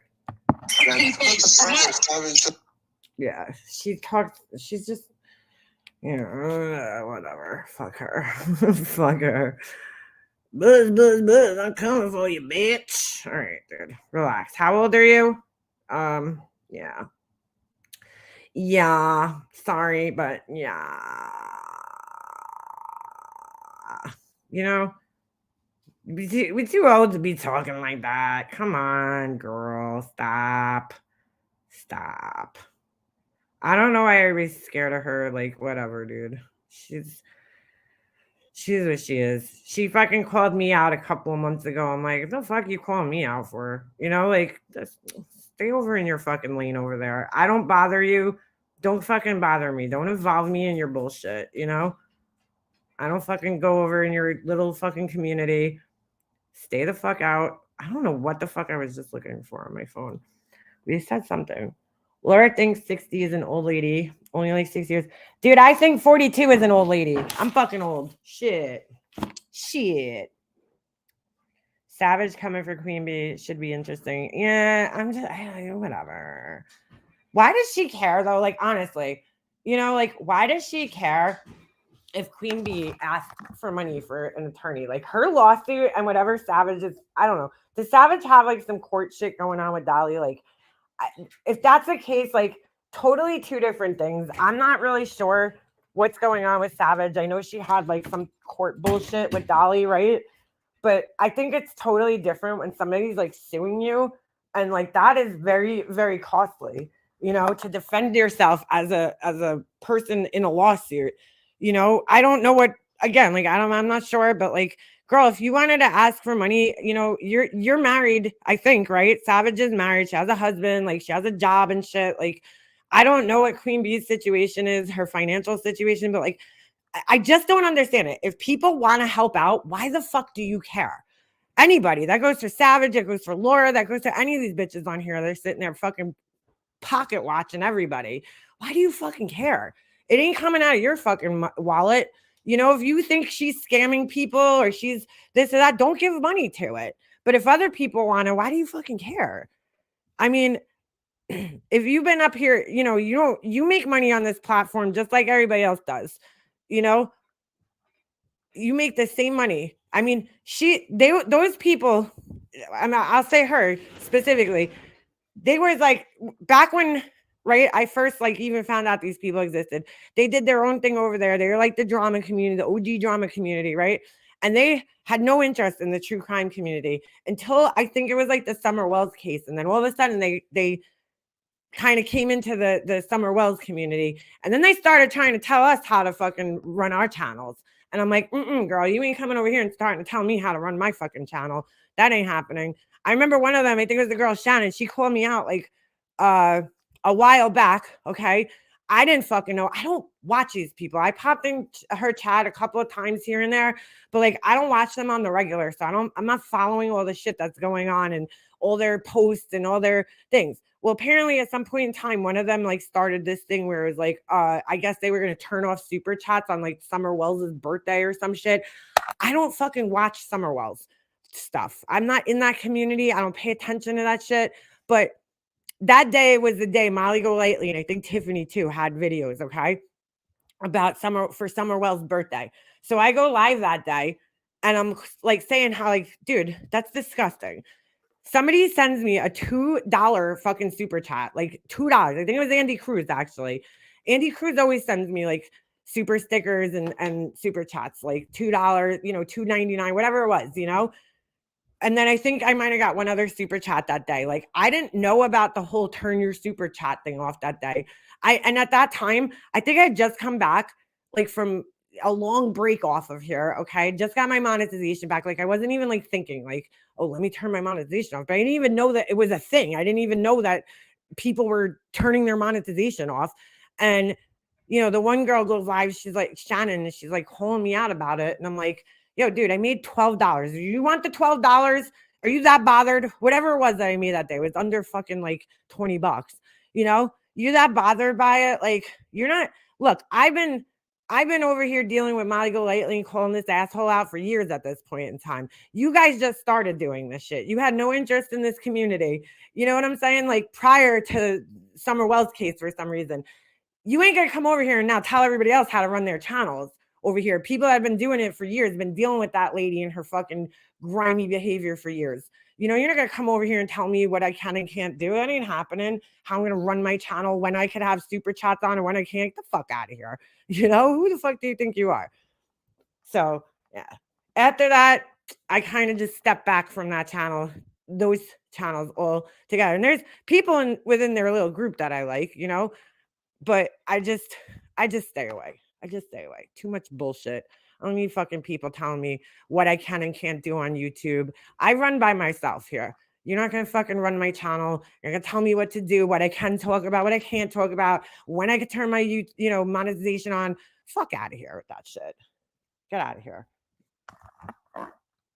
How can you call out anyone you didn't even know existed? Yeah. And then just recently, Savage was on somebody's panel calling me out saying I'm supposed to call out, Bombshell for some shit. And I'm like, girl, I didn't even know that happened. The fuck am I supposed to know that this person did that? Yeah, is it wrong? It was something about her son. And I'm like, yeah, dude, if I knew about it, I would say something, but I didn't even fucking know about it because I don't follow your guys' community. I don't follow your drama. I don't fucking care. No offense. Like, but where's Savage when shit happens to me? Is she out there fucking calling people out? That bitch never fucking called anybody out for me. Am I supposed to be there calling people out for her all the time? I don't fucking know what's going on in her channel. I don't watch her. So, but whatever. You want to go after Queen Bee because, you're so bothered that she fucking raised some money on her channel? All right. Do you, girl. But I don't know. Like, if you had, you have the same right. If if you were in her situation, how do you know you wouldn't be asking for money, to help out? I mean, shit, you make money on this platform too. Well, we all do. I just don't get it, I guess. I don't get it. The only time I say something about it is when like people like Laura are sitting there criticizing other people, right? Counting their fucking dollars and their money, or saying like, oh, this person doesn't deserve to make money because they only have 2,000 subscribers. Well, like, girl, your fucking whole life depends on this shit. Your entire existence depends on fucking YouTube. Who the fuck are you to call other people out for e-begging? Like, what are you doing for people, honestly? Just like me, like, when I get a super chat, okay, I've gotten, like, $100 somebody super chatted me last month, and I was, like, blown away by it because I was like, yo, I don't fucking do anything to deserve that much money from one person. Like, I just don't. I don't deserve anything, really. I don't do anything on here. I'm fucking just talking shit, like, and that's how I look at it. I appreciate all the donations, but I don't look at it like I'm owed it. Okay, yeah, I'm using my time, like, I'm taking time. I guess I'm entertaining people to some extent, you know, so I look at it like it's like a little bit of like a tip, I guess, but not that much. That's too much for me. Like, you know, a $5 super chat, cool. Like, you know, that's fine. But like, don't overextend. Like, I'm not doing enough here to deserve that type of money. Like, you know, if I was like editing videos together and shit, then maybe I'd feel like, okay, you know, but I ain't doing nothing. I'm not giving you guys any information that you don't already know about. You know, I'm not doing anything special on here. So, but we all make money here. Like, whether we survive off of it or don't, like, I don't know. I don't know.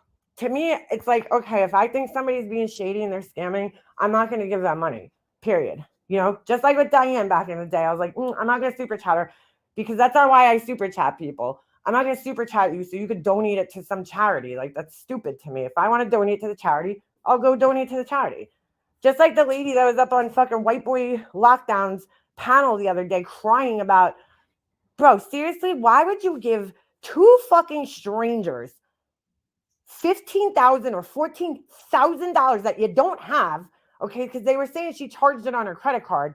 Why would you put yourself in debt for two fucking people that you've never met in your life, that you don't know, okay, that clearly have something going on? You know, I don't want to criticize those people, but I will say this. Clearly something not good is going on in their life, okay? Because CPS does not come to your house with the intent of taking your children away from you, okay? The most ideal situation is for children to be in their, you know, paternal, whatever, their familial home, okay, with their familiar surroundings. You know, ideally, that's what they want. But when your kid is in a dangerous situation where they're being neglected, or, you know, and they're not being fed and they're not being properly cared for, well, that's when they have to intervene.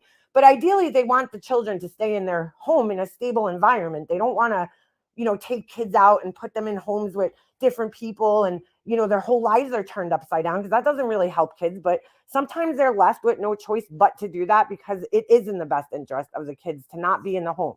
So if those people's kids got taken away, you know, I hate to say this, but something had to be going on that CPS observed, okay, that happened, and they got taken out of that environment until the environment improves for those kids. Then they'll be put back in the environment, you know. So them coming up here and crying like, you know, oh, this is like a mistake. I don't know. I wouldn't give them money because I don't really trust that. I feel like something happened, dude. You know, CPS they don't just take kids that easily, dude. You know, it's not like you could just call and lie and be like, okay, and they're going to come take your kids. That's not how it works. Like, they do an investigation. And then within that investigation, they will find things, whether it's, you know, they have to drug test the parents or whatever it is. And then if they determine that the kids are in an unsafe, unfit environment, they're going to, you know, place those kids in a different place. So, yeah, dude, I don't know. You know, something's clearly going on in that home. And whatever it is, it needs to be fixed, you know? So why is this person, you know, who's an older person, not recognizing that, not saying, hold on a second, something's wrong here? You know, why did their children get taken out of their home? Something happened, you know, but they're giving money to lawyers and this and that. Well, you know, not for nothing, Cam and Allie are grown-ass adults, man, you know, and you're not responsible for their mistakes in life, you know? So like, you can't turn around now and be mad at them when clearly, okay, there was something going on. Something was going on, you know? After a while, you do kind of have to notice, like, hey, you know, it is kind of odd here that every time I talk to these people, they have a new problem, right? That, you know, they need help with all of a sudden and they need money for, you know, like, you have to take some responsibility for giving that amount of money to somebody, to strangers that you never fucking met in your life. You know, my heart goes out to them because, look, addiction's a disease, and my heart goes out to those people. I hope they, you know, figure it out, whatever it is. Because I mean, just watching that video was really hard to watch the other day. They were clearly in a bad place. You could see, you know, you could see it physically on them. You could hear it in their voices. They're not in a good place, you know. If you actually cared about them, you know, the lady that was giving them money, like, you know, this was not the way to go about it, you know. I mean, you have to take responsibility for putting out that amount of money to strangers. You know, I mean, come on. You don't go and charge your credit cards $14,000 and get yourself that far in debt and then turn around and cry about it. I mean, you didn't realize after maybe the first 1,000 that, like, hey, wait a second, something's not right here. Why do these people constantly need money? You know, they constantly have these stories that are not adding up 100%. I mean, I don't know. And I feel very bad for what they're going through. And I really don't, to be quite honest with you, and this is just, I don't know those people. I don't follow their channel that closely. Unfortunately, like the only times I have seen them is in instances like this where other people are streaming them and, accusing them of things. And I personally think this just goes for any couple that's using together in recovery. Like, you need to separate from each other, work on each other individually, and then once that happens, come back together. Because a lot of these like drug couples, they're very like codependent on one another, and they just keep feeding off of one another, and they keep using, and it's they're never going to get clean together as a unit like that. I really think they need to, separate, work on each other individually, and then come back together if that's what it is, But God, is that sad? I feel bad for their kids. I feel bad for, the family. I feel bad for them. Like, nobody fucking starts using drugs and thinks to themselves, you know what? I want to be an addict who's totally dependent on this shit. Nobody does that. You use drugs a couple of times thinking, all right, I'm just going to try this out, have a good time. And then before you know it, the addiction just snowballs downhill. And the next thing you know, you're having withdrawals and you're fucking, you're now dependent, physically dependent on this drug.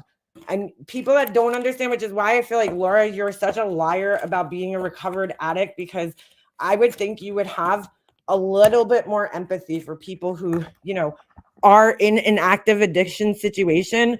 Because she just doesn't seem to have that, she has no empathy for people in active addiction. And I'm like, if you were a true addict, you would have all the empathy in the world for those people. I understand there's a thing that's tough love, but that ain't the job of YouTube strangers to give people tough love on the internet. That needs to come from the family. And ain't nobody getting clean because a bunch of strangers on the internet told them they need to. Okay. You need to want it. That's the only way you're ever going to get clean off of anything, whether it's cigarettes, alcohol, this, that, the other thing. You need to want to do it. Nobody's going to force you into getting clean. If these people have enough shit going on in their lives, I think they're well aware of their problems with their kids being taken, they're homeless now, okay, they're staying in a motel or whatever. I think they're well aware that they're hitting rock bottom right now. If this doesn't wake their asses up, nobody on YouTube is going to. You're not going to fucking get these people to be like, you know what? I think I need to get clean now because, A Balance, some guy in Canada showed a picture of my hand with track marks on it. That's not how it works, bro. It ain't how it works. You need to hit fucking rock bottom. It's so you say, JJJ. What are you talking about? I heard Jenny Jen lost her channel. Is that true? It's a bad situation, and I do feel very bad, especially for Ali Cam. I'm not as big a fan of, but of course, I still wish them the best. Look, I was watching their video the other night. Okay, I think Laura was streaming them, and I recognized a lot of, and that's, I think because watching them, that was part of the reason why I feel like that they, especially for her sake, they need to separate and get clean on their own. Okay. And maybe go to like some type of inpatient facility. The guy that was on White Boy's panel the other night was a total fucking asshole. He was right, but he was being a dick about the way he was going about it. But like, he was right. Like, they need to go to an inpatient, facility. And I think they need to go to separate ones. That's usually what they do with couples. And trust me, it works. I've seen it in my own life. Not me personally, I'm saying people that I know. They've worked on themselves separately, and sometimes that might result in them not being together, but that might be for the best, especially when there's children involved. If the couples aren't together, because I think, and I might be wrong in this situation, and I hate even talking about this, but I just noticed a lot of the things that were coming out of his mouth to her. I see that there's like a power dynamic there. There's a definitely more dominant person in the relationship who I think is him. You know what I'm saying? She might be the more submissive one, and she might have gotten wrapped up in his issues. You know what I'm saying? And that's why she is where she is. She might have been influenced where from what I understand, she had a good job. You know what I'm saying? And she was on the right path. And I really, for her sake, I hope, she thinks about that and goes on her own and tries to get clean by herself. If she's even using, because I don't know if she is. I'm just saying, like, she didn't look like she was in a good place the other day. And it's very easy to get pulled into somebody else's addiction. It's like that. If you can't beat them, join them kind of attitude. And to me, it just seems like one of them definitely is the person with the more issues. And she kind of got pulled down because, dude, a lot of us who grew up in dysfunctional homes where you have like addiction in your home, you end up with this like savior complex when you start dating people and you want to save them. You want to help them. I was in many relationships like that when I was younger. I was like, I'm going to help him. Like, no, dude, that don't work. It don't work. You can't help these people. They need to want to help yourselves. I dated an addict, for years when I was younger, and I couldn't help him. I couldn't change. My love was not enough to stop the addiction. The addiction's way more powerful than any other emotion or anything you feel in life. Love, hate, anything. It's way more powerful mentally to the person who's addicted. So, I mean, you can't love somebody out of an addiction. You can't, unfortunately. Whether you're a parent, a spouse, whatever, you're never going to love them out of an addiction, and then joining them isn't helping them, so it happens a lot. There's this girl I follow on here. Her name's Nicole. I think it's Nicole Dean Taylor. I found her back in 2017, I think. Yeah, it had to be because it was after my mom passed away.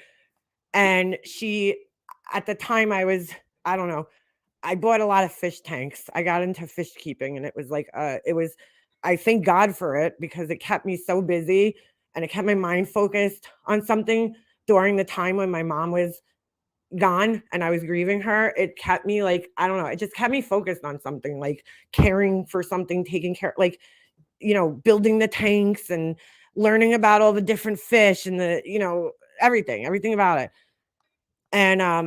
And then the tanks themselves, right? Once they're established, just to sit there and watch the fish swim around is so fucking relaxing. I mean, I still have one tank. At one point I had 10. I got a little carried away, but I have one now. I have one tank left. I love it. But once those fish go, I don't know. I might either turn it into a shrimp tank or I might just get rid of it. But yeah, I have to have at least one fish tank in my house. So anyway, I have a 20-gallon set. But I found this girl because she had a lot of fish keeping videos, right? Beautiful girl. She had a lot of different pets though that she took care of. So that's what her channel mainly was. It was a pet channel. Okay. Beautiful girl. Gorgeous, and really knowledgeable and shit about, fish tanks and pets and everything, right? Sure enough, a couple of years later, I'm like, shit, I haven't seen any videos by this girl. Like, where's she been? Well, sure enough, she comes back and she makes this video that was just like, holy shit, mind blowing. Okay. Because this girl's channel is big. I think she had like over 1 million subscribers or something. Like, she was huge. And she ended up coming back and making this video that like she had gotten addicted to heroin with her boyfriend. Like he like dragged her down. Now, of course, she has to take responsibility. And sometimes when I would listen to some of her videos where she was talking about this, I'm like, she would put a little too much on her boyfriend. Like, girl, you were responsible for yourself too. You got to take a little responsibility in like using yourself, she always kind of makes it seem like the boyfriend like forced her into it. But it's like, come on, girl, you're an adult, you're young, but you're an adult still. You're responsible for yourself. But like, that's how it happens a lot of the times. You're with somebody, you think that you're going to like help them, save them. And then you end up getting pulled into their addiction. You like, it's like, if I can't help them, maybe I'll join them, and then that's how it happens a lot of the times. And I just feel like maybe that's the situation there. But either way, I feel bad for those people. I'm sorry. You can't help but feel bad, and the things that people are doing to try to get these people to like see is just stop. Shaming them into like recovery is not fucking happening. Okay. So anybody that's doing that, you're not offering any helpful advice, pointing out that the guy has cuts on his hand. That's not helping him. If you want to help. Reach out to them privately or something. Give them some resources or advice. This is not fucking helping them. And giving money certainly isn't helping them either. Okay. If you're giving them money, you're enabling, the addiction. I mean, sometimes people have to just hit that rock bottom and that's what scares them into sobriety. But, this whole situation is really crazy. It's really sad. It is. I feel bad for the people because I think, and that's most addicts. Okay. Addicts aren't bad people, but I think most addicts, like, they want to be clean. They want to live a normal life. They don't want to be a junkie or a drug addict or whatever you want to call them. They don't want to be that. They don't want to be labeled that. They want to be, they want to live a normal life. They don't want to be dependent on the drug, but it's like, you don't understand the force of an addiction. Well, some people don't. I know people who have been addicted to something. They understand. Like, even with me with just smoking, dude, like, I want to quit smoking. In my head, I constantly, every time I smoke a cigarette, I'm like, dude, I gotta quit smoking. Like, why am I smoking? Yeah, I do it every time I smoke, but like, for some reason, I just can't fucking do it. I just don't have the willpower to like go through with it because I'm scared of like feeling like shit for like what, a week, a month of my life of like not smoking and having to go through the withdrawals of not having nicotine. Like, I know that nicotine's probably easier to quit than a lot of other things, but I'm just saying, like, I have the physical addiction. It's very, very, very strong. The addiction to cigarettes, so, and drugs is a whole different story, I mean, it's the same mentality, right? The addicting, that's really what most addicts are just trying to avoid, is having to go through that feeling like shit process, right? When they're coming off their drugs, but then also the surviving without it from then on out, in social situations, like, how am I going to function without this drug in my life? So I don't know. I know, Garden Girl, I have to quit. I know I do. As I sit here lighting another cigarette. But you guys, I mean, I don't know. That's why I say, like, you guys could sit there. People tell me all the time, oh, you need to quit smoking. I know that. I fucking know that. But, like, I have to really want to do it, and I have to make that decision. Like, I know it's bad for me. Telling me that it's bad for me, that ain't, like, I know that. Same thing with any addiction that you have. It's not good and you want to not do the addiction, but it's just so powerful, addictions. People just don't get it if they're not really addicted to anything. That's why I don't feel like Laura, like, when she's like, oh, I was an addict, and her whole story of recovery to me just like, it doesn't even make sense. Like, you went to rehab one time and you were recovered. Like, that is not the typical addiction story. Let me just tell you guys, that is not the typical addiction story. Most addicts relapse quite a few times before they're recovered. Her story just doesn't make any sense. She told me that the only thing she went to rehab for was an eating disorder or something, and then all of a sudden, years later, she's like, oh, well, I went for drugs. My parents threw me in rehab. Like, I don't know, her stories never add up. But the way she talks about other addicts with absolutely no understanding of them and how they operate just tells me that I don't believe her story of addiction. Or maybe she thought she was addicted, because I have a lot of friends that'll be like, yeah, I quit smoking cigarettes, right? And I'm like, and then they'll be like, well, I'll be like, oh, well, how much did you smoke? They're like, well, I only smoked on the weekends, so I'm like, so you really weren't addicted to cigarettes. Like me, I'm a fucking heavy daily smoker, dude. I smoke at least a pack a day, but somebody that smokes once a week when they go out with their friends, like, I don't really consider you a fucking addict. Like, you're addicted to cigarettes.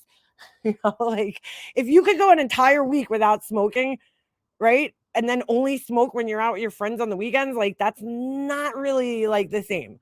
Like, you could go an entire week. Like, it's not that hard. For me, somebody who smokes a pack a day, or more sometimes, like that's an addiction, dude. Like I can't go a day without smoking a cigarette.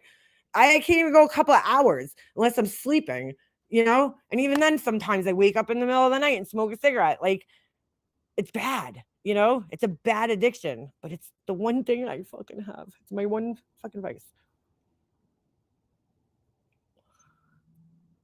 If you replace one drug with another, even if it's prescribed, you consider recovered. I think so, beefers, because if those drugs are not getting you high anymore, number one, okay, if you're obtaining those drugs right under a doctor's care, then yeah, absolutely, you're more recovered than you were, right? If those drugs are helping you stay off of the drug, then yes, absolutely, you're recovered, because for instance, right, if you're taking heroin and then you go on, I don't want to say methadone. I don't know shit about methadone, and I don't know if methadone's the answer. I would say Suboxones are, because people could actually, I know people that have gotten off of those and use them, right, the right way. You take them for a short period of time, wean yourself down, and then you're just completely clean. But if you need them as a maintenance medicine because you are a heavy heroin user, like you're not getting high off of those. They don't get you high, right? So you're just using them so that you can function in life daily, but they're not getting you high. You're not going out and fucking doing horrible things to obtain them, right? Because you're going to your doctor's appointment. You're going to a doctor to get them. You're under a doctor's care and supervision. You're being drug tested or whatever they do. Okay. So yeah, I do personally consider it a life-saving, drug. And even if you need that to recover it, it's way better than doing heroin. So yeah, I do. I consider it, you're going to be in a way better position in your life than doing heroin daily. There's no question about that. You could function, go to work, go to school, go, have a job, have a life. That's why I don't, to me, methadone, I don't know, that's what Cam and Allie were saying they were on. And I don't know much. I don't know enough about it to because I don't know anybody personally who does it. Well, I do, but I don't talk to them about it, but I know that they do it. I know that they go to the clinic. I don't, but you know what I'm saying? Like, I don't know about, I've never heard of somebody else's experience that has done methadone like that. The thing with methadone is that most of the time, okay, you have to go there daily. I do know that much, most people have to go to the clinic daily. That's a big commitment to something, right? To get off of heroin. And I've heard you could get high from methadone, and I'm not sure, okay, again, because I don't know much about like methadone itself, but I heard that you could get high off of it. And, so now you got to take, a chunk out of your day every day to go down to the clinic. Like you're a slave now to that, but there's other drugs out there. Like I said, that, you could go see a doctor maybe once a month or every 2 months, that you could at least have a life still with that, methadone. I feel like I don't know. I don't know if that's the answer, to be quite honest with you. My brother went from being broke to making $100K, a year once he got on Suboxone. Yeah. See, I know, dude, I know somebody in my personal life who used it, and let me tell you something. They changed their entire lives around, and just, it was amazing to watch this person. It was somebody I was close with, and, I watched them go from being really bad addicted to painkillers, not heroin, thank God, but they were like totally antisocial in their house, holed up in the basement, wouldn't come out, wouldn't socialize. And then all of a sudden they got on that shit. They were back at the gym daily. They got a job. They got their lives back together. And it was amazing to watch. It really was, to watch this person completely transform right before my eyes. And like, I do believe that it helps people, but I don't know. Methadone is, I really don't know why people choose that. I don't, because it's very, very time consuming. With Suboxone, at least you go to the doctor, you could get off the drugs and you could live a normal life. You could totally go about your normal life. The thing is, it's expensive, but you know what? So is doing drugs. Doing drugs is expensive. Doing drugs is more expensive. Methadone, I know anybody I've ever heard, like they have to go daily. I've heard of people getting like doses where like, they could maybe go home for a few days, but then they have to come back. It's like that's too much of a commitment. But I don't know. I don't know why you would get one versus the other. To me, I would want the one that's going to give me the most freedom to go get back to normal life as soon as possible. Even like with alcohol, there's like drugs you could take to get off of alcohol. Like if that's helping you and you're not drinking anymore and putting other people's lives in danger and your own life in danger, more power to you. Like, because even with these drugs, it's not a guarantee that you're going to stay off of drugs just because you're taking a medication. I don't look at it as a replacement, though. Some people do.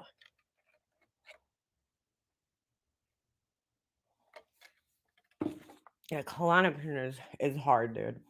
That'll any type of benzodiazepines are bad news.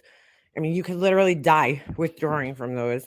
So I always I had gotten them prescribed to me when I was when my dad passed away.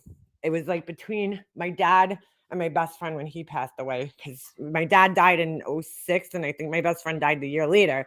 And I was like having such bad anxiety, dude.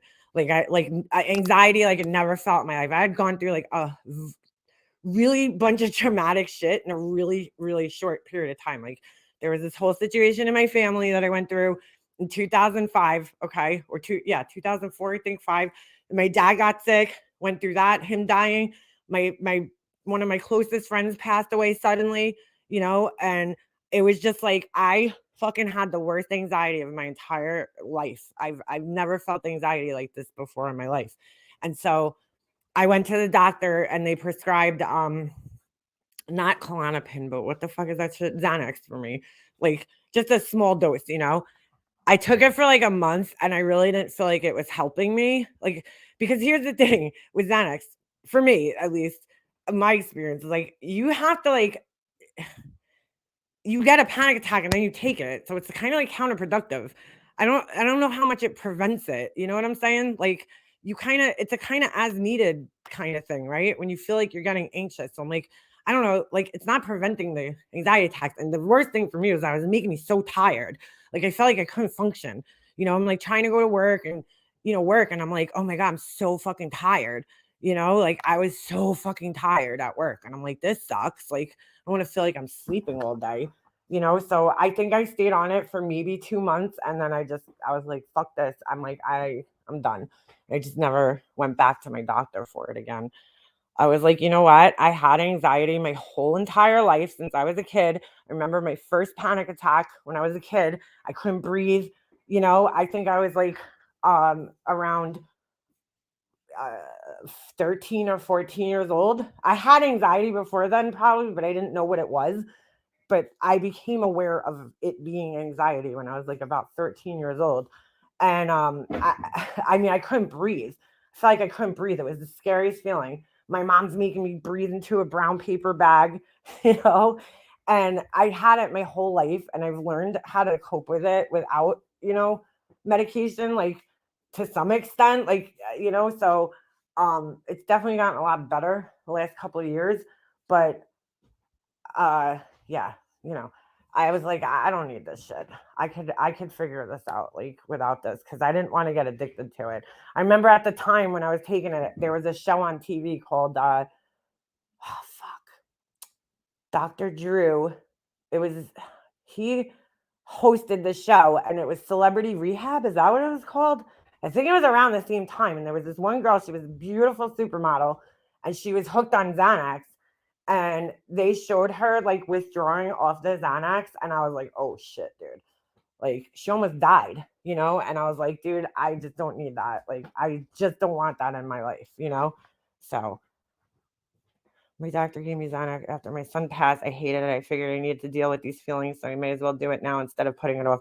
That's the whole thing, B-Freaks. Like, you're going to have to deal with that. Like, same thing, I have to deal with the grief. I mean, like, I never lost somebody that close to me at that point in my life. So I had a really fucking hard time after my dad passed away, my friend, like, and then I even had to put my dog down. I know it sounds crazy, but I had her for 17 years of my life. Like, I literally raised this dog since the day she was born, you know? And it was like, that was devastating too. And I was just dealing with so much shit at that point in time. Like, I just could not fucking handle it, you know? But I did not handle grief well at that point in my life at all, because I was new to it. I had no idea how to handle it, and I did not do well, you know. But it's rough. But yeah, you have to deal with the feelings eventually, you know. At that time I would do stupid shit to try to cover up my feelings, you know. But at the end of the day, it honestly went worse for me at that time, you know, maybe because I was inexperienced or I just wasn't handling it the right way. My dog passed, that put me over the edge. Ain't gonna lie. Yeah, girl, that was like, I think I put my dog down. I don't know if it was like the week before my friend passed or the week after he passed. And like, he helped me get through my dad's death. So that's what was so hard about it. You know, my dad passed away. My dad was sick. My dad passed away. And it was, you know, my mom's grief was like, I don't know. I felt like responsible for her grief. Like, it was a really hard time, you know? And then my dog passed away, like, and I had her since she was like my dog. Like, I raised her since she was a little puppy, and I had her for 17 years, which is a really long time to have a dog because they don't usually live that long. And it was like, dude, that fucked me up too. Like, just, it was so much loss at such a short period of time that I'm just not handling it well at all. It's very, something is wrong with Laura. Why? Well, we know that, but why else? I should say something is wrong with Laura.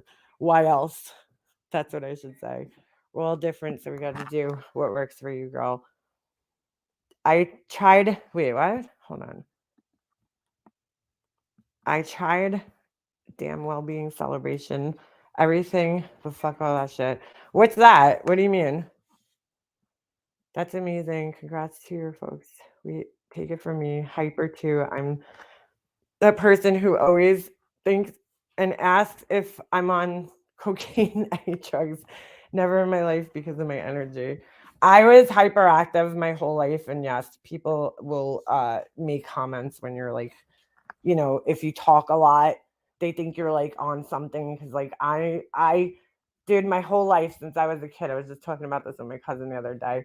Every year, my report card would come back, you know, every teacher I had from kindergarten through 6th grade, you know, they write the little notes on the report card. Leanna's a great student, but she talks too much. Like, every fucking teacher. Now, at the time, I didn't know that's probably because I had ADHD and like couldn't control myself. But yeah, people tend to think like, you know, something's wrong with you or something. Most likely you have ADHD if that's the case. And that's why. And it's untreated. Remember when I was being mean, pants out? You still feel bad? I'm sorry. I relapsed on alcohol after losing my grandma on my oldest son's birthday, and then my mom exactly 1 month after. Well, girl, don't worry about me. You weren't mean to me. And please don't apologize. I don't remember you being like necessarily mean to me at all.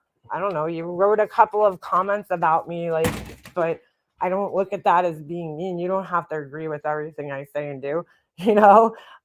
So there's no need to apologize, but you know, girl, that happens. That's what I'm saying. Addiction's hard. It's not easy, especially when, you know, you're going through times in your life where there's a trigger, there's an anniversary coming up of the death of your loved one. There's, you know, there's whatever, you know, somebody else, you know, in your life leaves your life, you know, or you have a breakup or whatever. It's so easy to turn around and turn back to that shit to get through it. I get it, you know. I talk a lot, and I think some people think I'm high. Yeah, girl, I got the same problem. ADHD could be a symptom of complex PTSD. Really? I definitely like, well, when I went and got evaluated with ADHD, I definitely realized like I had this my whole life, dude. You know, since I was a kid, like my whole life made sense. When I took that test, I was like, oh my God, my whole life makes sense. Like it's a pretty long evaluation, you know. and you have to answer a series of questions. You could find something similar to it, like online, like an ADHD evaluation quiz or whatever. And like, dude, it fucking was like, holy shit, my whole life makes sense. Like all the different questions it was asking me, I was like, oh my God. Like, I remember I came home that night and I walked in my house and I was like, Mom. And I'm telling her, and she's like, oh, like, she's like, yeah, that makes sense. Cause I was telling her some of the questions that were being asked. And I'm like, like I lose things all the time, like I just like crazy things that I didn't even know were associated with ADHD. Like, that, like, who would think that losing things all the time is a symptom of that, disorganization, hyperactivity. Obviously, that's what everybody thinks ADHD is, just, I'm hyperactive. No, that's not what it is. It's like goes a lot deeper than that. I mean, there's literally like your wiring in your front part of your brain is off. Your brain is not making connections, for certain things, your executive functioning. So I was like, dude, like my whole, like all the areas in life that I had struggled in made sense, even down to the part where I didn't even think this could be part of something, right? But like when I was a kid and I was in school, if they were talking about a subject that I wasn't interested in, like a social studies or science or something, like if it didn't catch my interest, I could not absorb the information. Like I just couldn't absorb it. No matter how hard I sat there and tried to listen, I always just drifted off into space, and I was always daydreaming, and I was drawing in my notebook. I mean, if you go back through my high school notebooks, there's no notes in there. It's all drawings. I'm not paying attention in class. I had no idea that that was part of having ADHD, like that you don't like absorb information if you're not interested in something. And then I also didn't know that there was a such thing as hyper focusing on things, which I also do, that when I get into something, right, and I start doing something, I get so into it that like any little distraction for me, like I'll fucking rip your head off if you like break my concentration, because it's very hard to concentrate for me. When I do finally get concentrated on something, I'm so overly into it, like concentrating on it, that like if you come in and disrupt me, I like get so angry because I'm like, you're breaking my fucking concentration. Like it's like all those things I had no idea were part of being ADHD. Like I had no fucking idea. I thought I was just an asshole, honestly. Like something's wrong with me, but I didn't know it was all part of this disorder that I have. But I don't take anything for it. I gotta tell you though, knowing helps a lot. Knowing that it's like, okay, I'm not just like an asshole. I mean, I'm an asshole, but you know what I'm saying? Like I'm not just lazy or all the other things that people think. Like there's a fucking problem in my brain, like there's a problem in my brain. That's why I am the way I am, kind of helps you a little bit. Yeah, starting projects and finishing projects is extremely hard for me, girl. I this business thing has been a very, very big challenge for me, okay? Because I must have thought up a million different businesses throughout my life, okay, to do.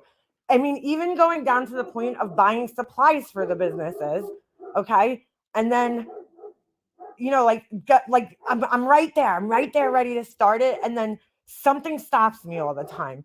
So this time around, I got to tell you, like, I'm really proud of myself because my follow through with a lot of things isn't the best. When I start things, like I don't always follow through all the time. I'll have these great ideas and I'll get really into it. And then all of a sudden I'm just like, fuck, like something will stop me, whether it's just like my confidence or, it's usually that's what it is, my confidence. Or not, well, not just that, also like the other parts of, because let's face it, running a business isn't all like just doing what you want to do. There's annoying parts to it too. Like you have to, with money, I'm not good with money, finances, pricing, I'm not good with any of that shit. I still struggle with that, with the pricing things. I honestly, to be honest, like the way I price things is I just compare what are other people selling similar items for, like that's how I price things. But there was other businesses that I sought out, like for instance, doing vinyl, right? I didn't know how to price it. And that's what literally stopped me. I even like asked people, and like I asked another person that was doing vinyl at the time, and they're like, well, how valuable is your time? And I'm like, well, I don't know. You know, I did some jobs with the vinyl, and I guess I was able to price them fairly, but it's like I do have a problem with, you know, the follow through, because once it starts getting like I get overwhelmed, I completely just shut down, you know? So, and I overwhelm myself sometimes, but like those types of things, if you have ADHD, the organization it takes to run a business kind of thing is hard, you know? And I'm pretty proud of myself, you know? Like I'm pretty proud of myself that I actually like I get the products out to people, you know, like I try to do it in a timely manner. I have like a kind of schedule for myself. Like when I get a bunch of orders, you know, I do things in an orderly fashion. Like this is a huge fucking accomplishment for somebody like me, because I don't take medication and I struggle with a lot of things when it comes to following through and, you know, whatever, but I'm enjoying it. So that makes it a lot better. I actually enjoy what I'm doing. So, you know what I'm saying? Like it makes it a lot easier for me. And I think it's just better for me to have products that I make, and then I'm able to price those products, because when you're pricing like a service, it's a little different. Your pricing, it's harder. Like doing vinyl, right? Lettering is a service, really. Yes, you're getting a result from it, but it's really a service. And I'm like, I don't know how to price that, dude. Like, you know, the vinyl isn't really that costly. So, you know, you can't really go by that. So you're really pricing your time, and that's hard. You know, how much am I worth? I don't know. And it's hard to look up a comparative pricing because every job is so different. You know, like no two vinyl jobs that you're doing. If I'm lettering a truck one day and then the next day I'm lettering a sign, that's so different. So it's like really hard for me to, you know, go on a website and go, okay, you know, what is somebody else charging for this? Because there really isn't any standard on that. I still don't know how people price out those types of jobs. So those are like the things that where I will start a business venture.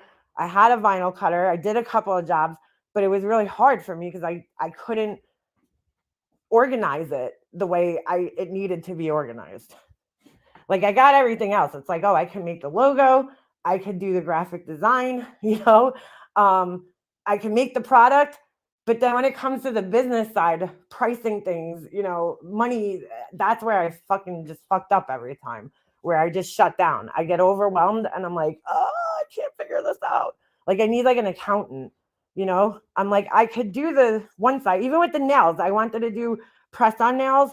And then I got overwhelmed with that. I bought all the shit I needed, right? All these nail supplies, all these fake nails. And then it was like, it came to like, oh, how am I going to size these things? Like, how do I organize this to sell them in sets? You know, how is this going to work? So I just gave up. I gave up. I was like, I don't know what to do. And I'm like, I'm not a nail professional. Like, you know, I start getting in my own head and I just fuck it up. So the fact that I was able to actually follow through, make a website, put things on a website and, you know, sell them, ship them out, I'm shocked at myself. I really am. It's a huge accomplishment for me. Hold on a second. Sorry, just went off on the tear there. Now, if she actually has any type of violent charges or like child neglect, who's that? DUI or narcotics related charges. State will work with a med pro to let them keep their license. Who's that? I like doll customizing and buying stuff and resale. Girl, I would love to do resale shit like, you know, like eBay. My mom used to do it actually. But holy shit, do you need a vast amount of knowledge to do that? I mean, I don't know. My mom, I guess she was always into like antiques and shit like that and like retro things. So like she just learned. She had a lot of books, you know, because like she would go into the thrift store, right? We would go into a thrift store and she would pick up this like obscure fucking cup, right? And she'd be like, oh my God, that's Murano glass or whatever. You know, I just made that name up. I don't even know if that's an actual fucking thing. And she'd be like, this is worth money. And I'm like to me, it just looked like a regular fucking glass, like cup that you'd see anywhere else. But like she knew what all these like milk glass and all this other shit. You know, Tiffany lamps. Like she knew as soon as she looked at something, she's like, oh, that's this. And oh, it's only $2. And then she would turn around and flip it for whatever, you know, on eBay. And she had a couple of good finds, you know, like she went to a garage sale one day and it was the end of the day. And the guy was just like trying to get rid of shit. He was going to like either throw it out or donate it. And he had this almanac, and my mom was like, oh, you know, she knew somehow that it was like an old almanac, like a old, or maps. It was either something like that, like maps or an almanac. And it ended up being like 100 years old, this book. She buys it, sells it on eBay. She bought it. I don't even know. I think the guy might have gave it to her for free, or like maybe like $2, you know, like something really cheap. She ends up selling it on eBay for like fucking $800. The thing went for. And I'm like, that's fucking awesome. I mean, that doesn't happen. That's very rare. Like my brother-in-law does it. This is fucking crazy. He really knows what he's doing. Okay. My sister makes a shit ton of money because that's basically what she does for a living, is she lists eBay. I mean, it's very time consuming because my brother-in-law every weekend, you know, comes Saturday morning, he's out at estate sales, he's out at thrift stores and whatever, garage selling all day. So, you know, and then you invest a lot of money in products that, you know, don't sell even when you know what you're doing. So they have a lot of like shit in their house. My mom had the same thing. She had a lot of like junk in her house because she would buy things, you know, because you're kind of taking a gamble hoping it's going to sell on eBay, you know, and then it might not, you know, or you might just be selling it at the wrong time during the year, whatever. So anyway, he goes to an estate sale, and he sees this bowl there, and I've seen a picture of this thing. Like I would have totally passed that item up. And the same thing, it was the end of the day, you know, like most of these people, these estate sale people that flip things on eBay, they're there like first thing in the morning. So like all the good shit's usually gone. But he took his chances, goes to his place. It's late in the day. The guy's getting ready to shut down, and he sees this bowl there, and he knew exactly what it was. So the guy's like, he's like, I don't know. He's like, give me $60 for it. So my brother-in-law pays the $60. He brings it home, and my sister's like, are you fucking crazy? You know, like you paid $60 for this fucking thing. Well, it ends up that the other part of the bowl is in the Brooklyn Museum of Art, and it's a fucking like ancient Indian, you know, bowl or some shit. So he brings it to, I don't think he sold that on eBay because it was, you know, something that people considered great value. He ended up making $60,000 off of this fucking bowl. I'm like, holy shit. So they redid their kitchen and everything from that. But like, he knew that that bowl was something special. Like when he saw it, he knew it, you know, but the person that was selling it had no fucking idea what it was. You know, it was an estate sale. The person died. Usually estate sale, it's either a company or, you know, a family member, you know, that doesn't know. They don't know what things are worth. So that was it. $60,000 later from a fucking bowl that he spent like $60 on at a garage sale. It's like, I think he auctioned it off though. He sold it, either he sold it to an auctioneer and he got the money. I forget exactly how it worked, but I don't think that went on eBay. That went to like an actual auction to be sold. And I'm like, but he hits things like that all the time, my brother-in-law, because he grew up, his dad collected antiques, and so he knew all the, you know, he knows all the antiques. Like he knows what's worth money. He's really good at it. So I would love to do that shit, but it is hard. And you have to have the knowledge. You have to know what's worth money. I have no fucking clue. I would have to like study it.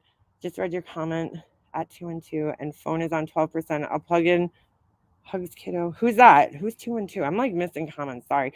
With some people kind of take advantage of that situation. What do you mean? I guess anyone could Google research old items and it's on them if they don't. Well, that's the whole thing. Most of these people, like my brother-in-law, he knows what people collect, right? So like we just looked at his page recently and he has like a lot of like, what was it? Like people collect matchbooks, let's just say, right? So like he knows about that. He knows what people collect. So he goes and finds those things, you know, that are valuable. Like people do, they'll fucking pay like, you know, stupid money for a matchbook from like some casino in Vegas. It's like crazy. So he just knows what people collect and then he knows to go after those items. Like we were just in this store the other day. My son loves going to my friend owns a vintage toy store down by my house. 2 guys I grew up with in high school, well, elementary school, and one of them I knew since like middle school. And they own this vintage toy shop, right? And my son loves it. He loves going in there. But there's like certain things are worth more money. Like we went in this other toy shop the other day, and the same kind of deal. And the lady was telling us that the Lego minifigures are worth more money than the Legos. So my husband goes on eBay in the car on the way home, and I'm like, holy shit, Jesse has, dude, there's some of these little Lego figures that are like, I know Jesse has some of them upstairs. They're going for like $200, $1,000 for little Lego figures.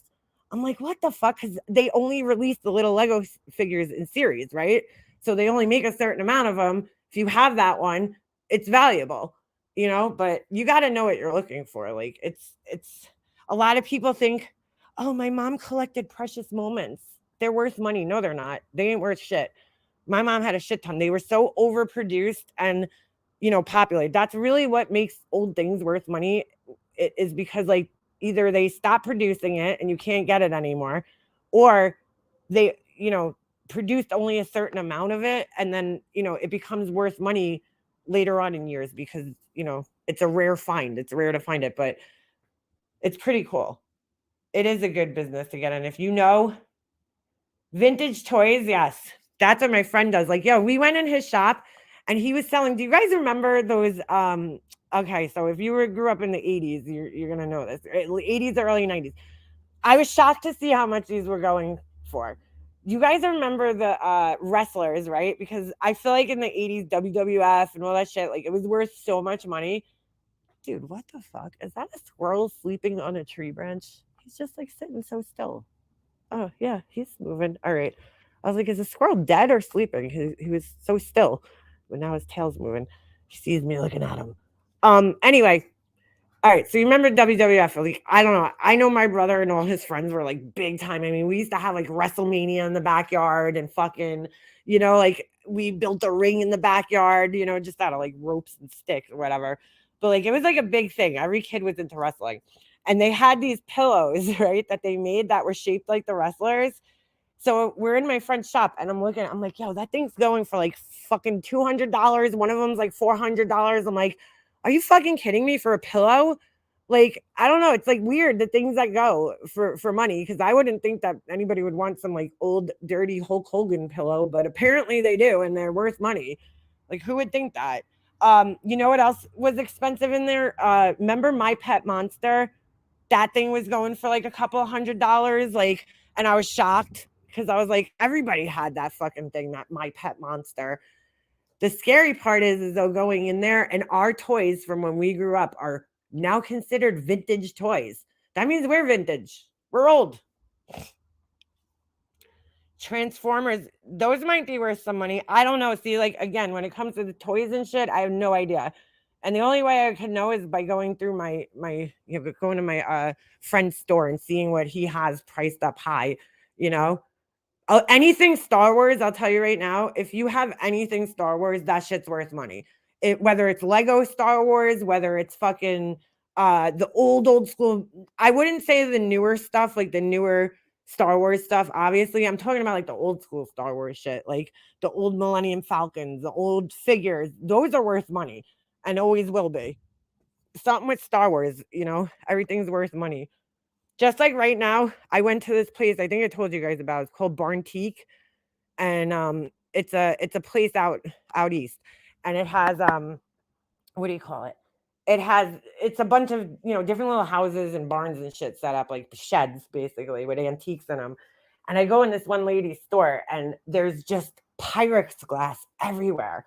And I was like, holy shit, I feel like I just walked into a time warp. Like, whose moms did not use casserole dishes in the fucking 80s, and before them, the 70s, the 60s, 50s, fucking tons of Pyrex. And I'm like, what the fuck? I'm like, why is there so much of it? Well, they don't make Pyrex anymore. So it all of a sudden after COVID, everything just jumped up. So now like it's hard to find Pyrex, she was saying. She's like, and I have to pay. For some reason, the value of Pyrex went up, right? And she's like, it's hard to even find it now. And if you do find it, like for somebody like her who's flipping it, she even has to pay a lot for it now. So she was like collecting it up, you know, because it's worth so much money now. And I'm like, that's fucking crazy. Like just randomly Pyrex became worth money. It's like so weird. Random fact though, I learned on the way to Buffalo. Pyrex was actually, I don't believe it was started in New York, but there is a town and there's a museum actually. I think it was Pyrex related, right? There's a glass museum somewhere in upstate New York. And I said to my husband, I'm like, I wonder if this is in, you know, has something to do with Pyrex. And sure enough, I looked it up and I think it was Pyrex. Hold on. The glass museum. Glass. It's pretty cool actually. Corning, sorry, not Pyrex. It was Corning ware. So yeah, the town of Corning, right? We were driving through that area and there was a glass museum. I'm like, I wonder if that's like Corning ware, like if that's where it came from. And sure enough, it was. It wasn't Pyrex, sorry. Yeah, it was Corning. Because there's like a whole town named Corning upstate New York. And then they have a museum. And I'm like, isn't there like glass Corning ware? Isn't that like a almost like Pyrex, like same concept? And yeah, it's pretty cool. They got some cool shit. I'm like, oh, my mom would have liked to go there. I don't know, because she was like into the, you know, the old school like vases and shit like that. So she would have appreciated that shit. I have so much Star Wars stuff. There's new Pyrex in lowercase and they explode. They aren't real. What do you mean in lowercase? I've never been there, but I know of it. Star Wars, the burger, King Cups, how I even have the California raisins. Oh shit, those are probably worth money, girl. I remember those guys. I was watching, there's this guy on here that I follow.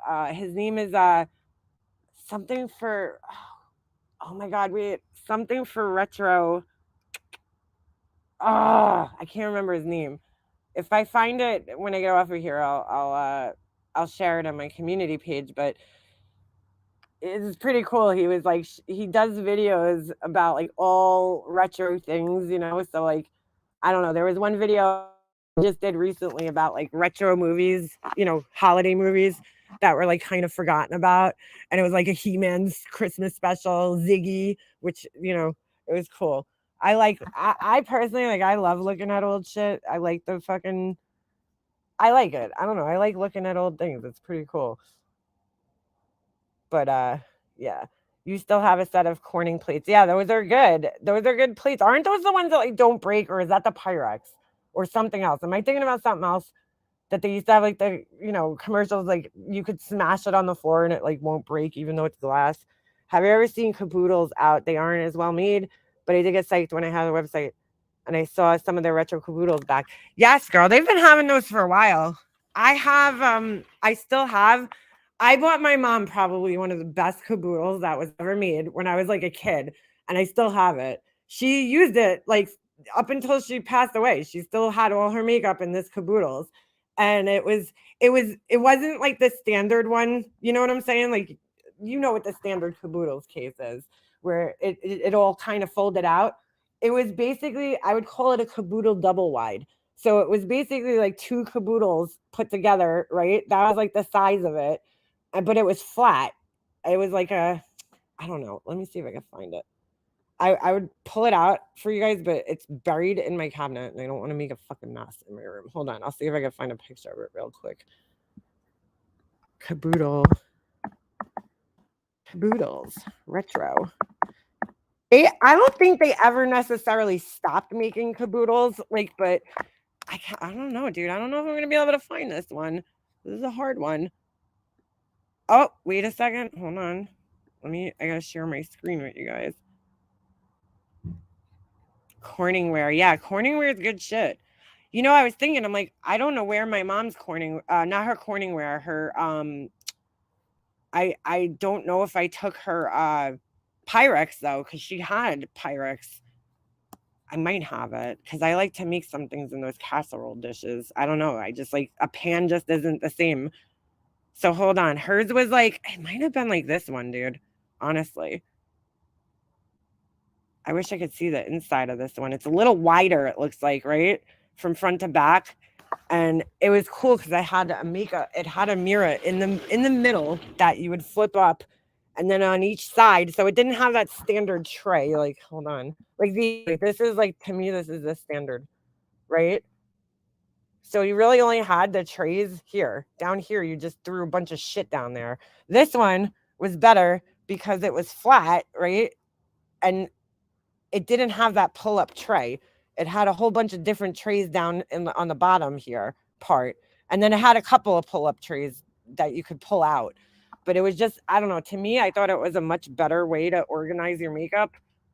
And shit, it goes to show you how much the makeup game changed, because I would never be able to fit my makeup in one of these things, you know, nowadays. Back in the day, sure. But now, all the palettes and shit, you wouldn't be able to fit them in here. I'd maybe use one of these for like a fucking, I don't know, like a, come on, stupid. I'd use one of these for maybe like just like mascaras or something. I don't know. The makeup game has changed. But yeah, it was like this double wide caboodle. It was bigger than the normal ones. I wish they showed it open. Hold on a second. Oh, they do. Oh no, this wasn't it. Nope. It was similar to this. You guys can't see it. Hold on. It's the wrong one anyway. So I'm just looking on eBay. See if I can find it. Because I have never seen that one. And I'm like, oh, I wonder if that would be worth money. Because look, this one's selling for $149 on eBay. That doesn't mean it's going to sell for that. It's just what they have it listed at. 49. So $50. That's like a real deal vintage one. Let's see. Hers was, I've never seen it. Like, I bought it for her and I never saw it again after that. So I have no idea if, maybe they only made a certain amount of them, the one that she has. I have a makeup box like this, but I outgrew that thing like fucking 15 years ago. Now I just keep all my vintage makeup in it. Like I started saving makeup in like the early 2000s. So I kept all my like old makeup that I thought would, like, I don't know, be cool one day. So I have a box of just vintage makeup, like from the early 2000s. Some of it might have been from the 90s, I don't know. I think I showed you guys on here one time. I cannot find this caboodle. So weird. I don't know. I can't find it. It looked like a regular caboodle case. It was just kind of stretched out and like wider, kind of like this one. But let's see if they show the inside. I don't know. I don't know. I don't see an inside on here.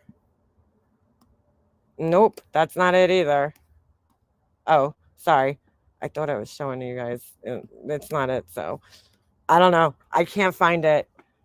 So weird. It was probably like one of the best caboodles that they ever made, though. But these aren't selling for that much. I guess because they still make them. It looked like this. It looked exactly like that one. The same colors and everything. But when it... Oh, wait. Nope, that's not the fucking inside. Is it? Oh, wait, this might be it. Hold on a second. This might be it. If it's not it exactly, this is very similar. Oh, it is it. It's missing pieces. That's why. It's only worth $40. Hold on. Share tab instead. That's why it don't look the same. This is the one I got my mom. It's really wide. It has a mirror back here. I thought it was in here, so that's right. It didn't have the fold up mirror, but it had this nice little tray, and then this tray lifts up, and then it's missing the pieces though. You see like where these little lines are? There's they're missing the little inserts that go in there to separate it. So there was like inserts in here, and then in here too there was inserts. So I don't know, it was so much better. And then you had these two little areas right here, and I felt like it was just so much better to organize your makeup in this type of caboodle than the other type, because you could kind of see everything. The only little hidden compartment is under this pink tray, but the rest of it, your makeup's all here. You know what I'm saying? So like you didn't have to dig.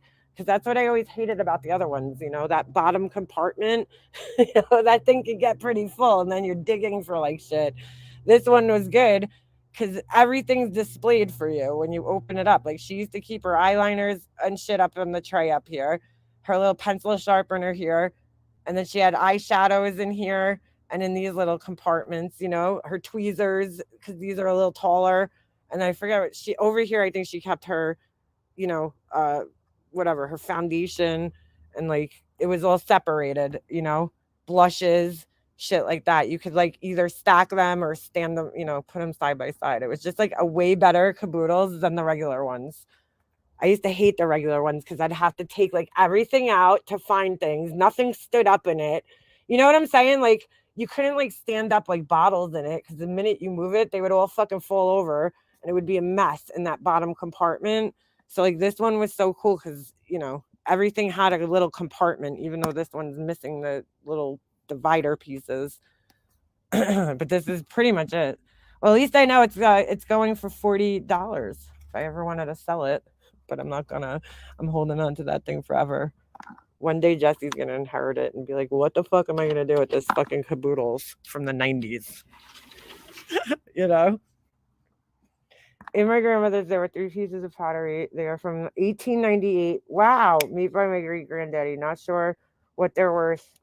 Hold on a second. Well, here's the thing. If he wasn't like a artisan, you know what I'm saying, or like a known artisan, they're probably unfortunately not worth much, but you never know. I would go to like an antique dealer and see, or a pawn shop. Go to porn stars, whatever that fucking show is, or Google it. I don't know. Mall Madness. I remember that game. Mall Madness. I got some milk, bananas, some carrots. Not much. Uh-oh, where do you go? Food shopping? Come on, dude. I want another one of those. Wish they'd start selling those again. What's that? What are you looking for? Some items I hold on to because I can't find its value, but there are places that will tell you from a photo for $20. Oh, get out of here. Okay. I mean, I'm sure the eBay game has changed a lot since my mom, you know, used to do it. I heard their fees are like crazy now. Their fees, but I don't know. I feel the same way with like Etsy. Their fees are crazy. But then for my website, I pay $40 a month, right? So like I have to sell at least $40 in product to make it, you know, profitable for myself, to make it worth having the website. I mean, that's $40 like flat fee. I don't pay any other fees for my website. Like, you know, I don't know if there's any.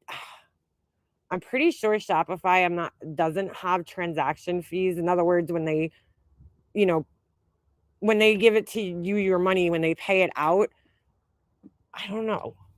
I'm not sure. I have to look again. Told you guys I'm not good with that on those things. But all right, Etsy takes a certain amount of every sale you make, and it's a pretty high percentage. But I feel like, does it work out at the end of the day? I don't know. You know, maybe it's a wash. Maybe it's the same thing as having a Shopify account. Like, there's nothing free. There's nowhere where you could list products for free. I mean, I have to pay for that. My domain name. If you want to do QR codes, you have to pay for that. Like, everything costs money. So I heard eBay is crazy. Mercari is, that one's probably better, right? A lot of people I see people selling vintage stuff on Etsy too. There's a market on there too for like retro stuff, not necessarily handmade stuff. Michael's, the store, they're basically trying to do their own Etsy like thing, but it's ridiculous. I signed up for it and then I was like, there's so many rules. Like, you have to only sell pretty much products that are sold that you could get the supplies from Michael's and sell. And I'm like, well, I don't get anything really. I get some things from Michael's, but a lot of my things that I make are, you know, from other places. Like, I'll use the paint from Michael's, or I'll use like on my ornaments, I use the crystals from Michael's. Well, one of them is from Michael's, and the hand stamp, you know, thing is from Michaels, but like the whole item isn't from Michaels, or the leather is from Michaels too, but like the whole item isn't from Michaels, so I don't know if that would count. I brought some stuff to the Antique Roadshow. I carried it inside my grandmother's luggage. Turned out the luggage was the most interesting item. Get out of here. That's interesting. Macari is free to list until the sale. See, yeah, eBay makes you pay per listing, right? I haven't sold on eBay in the longest time, so I don't even know. But I'm pretty sure you have to pay per listing, right? Like there's a fee, and then they take out more when you actually sell the item. That's why a lot of people do Facebook Marketplace, because you really, I mean, that's probably one of the only places where you could actually sell things for free.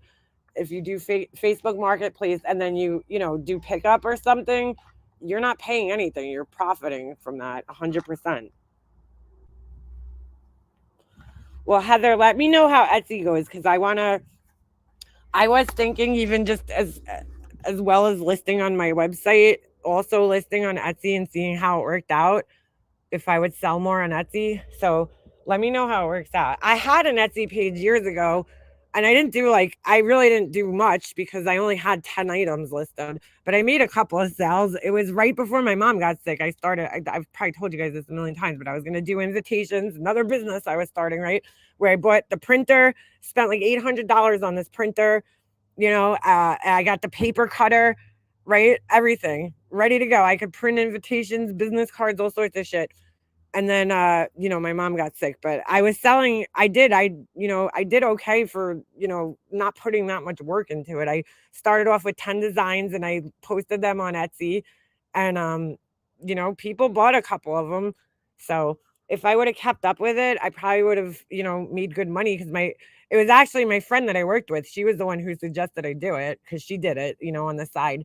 She designed invitations and sold them, but she used to like kind of, it was a little unfair, because she used to print the things at work and sell, like, and I'm like, so you're not paying for paper, you're not paying for ink, and you're not paying for anything, I didn't do that. So I did it on my own, completely on my own, because I was home at this time. But anyway, yeah. I would like to get back into that for sure. I do use my printer though now for my business, so it wasn't 100% a waste of an investment. And I'll probably use it more when I start doing the candles. I live near Chester, England. A few years ago, I was dog sitting and took the dog for a run in the field and found a bulky gold ring. Get out of here. It was Roman. I got 12 grand for, holy shit. Girl, that's one thing I want to do so bad, is I want to get a metal detector and fucking go like metal detecting. I don't know. I watch this guy on here, and like, I don't know if it's bullshit. Maybe he does find all this stuff, but he finds a lot of shit, like gold and you know what I'm saying? Like all those types of things. And I'm like, I don't know. That just seems so fun, walking around the beach. I know if I went down to Robert Moses Beach or Jones Beach, right, where it's like so fucking populated in the summer, like, dude, I'll probably find a shit ton of stuff. I see people every time I go to the beach. There's people walking around with metal detectors. We had one when I was a kid. My mom had one. I'm like, I wish I still had it. They're so cool though. I'm like, I want one. I'm like, that is so cool. Like, just, I don't know, something about just going around and like hunting for treasures in the fucking ground just sounds so fun. Seems so fun. We have a metal detector at the Mexico house. We never find shit. Girl, you would be finding in Mexico, like all of a sudden you'll find a body under the sand. Oh, this guy had gold teeth. Ah! No. So many people went crazy. That's because the cartels take everything. So many people went crazy over that luggage. When you go to these Antiques Roadshow things, they charge per item to look at your stuff. Oh, so they charge you? Get out of here. I bet you're right about that. He was not a famous potter. The pieces I have, he made like on the side of his job. I think he worked in a ceramic factory and made these little things in his spare time. I'm jealous. I would love to work in a ceramic factory. I like sea glass too, B-Fergs. You guys send me some sea glass. I like sea glass. I also, you know what I really like too? My ex-boyfriend's mom used to collect the sea glass. I like the hey, get out of there. Come here. Oh, sorry. No. Come here. I like the driftwood. I don't know. Something about like the wood when it gets like petrified by the ocean. I think that's so cool. Oh, it's freezing outside. Oh my goodness. I would love to do ceramics. I watch this girl on here that she buys like these old molds, right? I didn't even know that you could do this. Like there's like a liquid, I guess it's like a liquid. Is it porcelain or ceramic? I think it's ceramic. And it's like a liquid ceramic, right? She pours it into these like molds, and then like she doesn't know what the molds are all the time. And she fires them in the kiln, and I'm like, oh, that looks so fun. Like I want to do that so bad. I don't know, there's just something about taking things out of molds, which I used to consider as an artist cheating. Like I was like, oh, you use a mold, like you're cheating. But I would love to do ceramics, but I don't have the money to do that shit. Alicia was asking me the other day because she's like, I want to make my own dinnerware and plates and stuff. And I'm like, yeah, dude. I'm like, you got to do ceramics. Like, I can't do that with cement because I don't think it's food safe. But with ceramics, 100% you can make, but it's such an expensive thing to get it started in because you need to buy a kiln, you need to buy the ceramic, the clay itself is expensive, and then all the tools you need, and then the glaze are ridiculously expensive. If you buy a kiln, you can't just throw a kiln in your house. You need an exhaust system. Like it's a big investment, and the kilns are fucking tons of money. So dude, have that pottery checked out. I've seen things like that in museums. It's folk art. It could be. It could be. Mudlarking on the banks of Thames in London is so lucrative. What's mudlarking? Like digging through the mud? You need to find wild clay. There's a guy I follow on here that does that. I can't here. We don't have it on Long Island. I'm on a pile of sand here. There's nothing cool here. I follow this guy and he tells you how to find like natural clay and make your own clay from like the earth. It's called I think his channel is called something like Ancient Pottery, and he actually fires everything in his yard. He builds potentially I could do that too, right? I could build like a fire pit because that's how ancient pottery was made. They fired it in a fire pit, not like a big fancy kiln. I mean, you could potentially do that, but here on Long Island, there's no natural clay, so I couldn't do that. But I think that's awesome that you can, like, if you live in like Arizona or anywhere where you're on like rocks and there's mud, you can make your own clay. I just can't do it here because we're on a pile of sand and rocks. There's no clay here. Maybe upstate New York, maybe they would have natural clay, but not here, not on Long Island. Like when we go out of like the state and we go down to Pennsylvania, my best friend lived in Pennsylvania. I was like, yo, why the fuck are the streets red? It's like the weirdest thing. All the roads have this like red cast. Once you leave Long Island, I find that all the roads have like this reddish like cast to them. And everybody says it's clay. And I'm like, what? Like, they said it's like clay that runs off like the mud, in the streams. And I'm like, that's so weird because we don't have that here. Like our streets, when they're paved, they're black. Like their streets look reddish, especially in Pennsylvania. You see like red, there's like a red tinge to all like the black asphalt. It's bizarre. I have a vintage silk scarf collection. Do you, Mona? I love vintage scarves. My mom had a few. Some of them are amazing. I would love bidding on scarves. Could be addictive and expensive. Oh yeah. Yes, they can. My mom had a few of those. She used to be into the vintage scarves too. I used to wear them sometimes. I was like, I don't fucking care. Shit's like in the 70s. I would use it as like a headband or something. There was a little while where, I don't know, I got into like vintage scarves. My 19-year-old still speaks to his pen pals from Zimbabwe and Germany. No way. They ship snacks back and forth. Dude, I should look for my pen pal from like, I had a pen pal from England in like 3rd grade. It was a girl. I'd love to find her, see what she's up to. I think that's like so cool. My son's school, they don't do that. but I still think that's like a cool thing to do for kids in schools is like hook up with a teacher in another country and like, you know, have the kids write back and forth to them. Like that's pretty cool. I know they could do it through the internet nowadays, but still, I think it's a cool thing to do.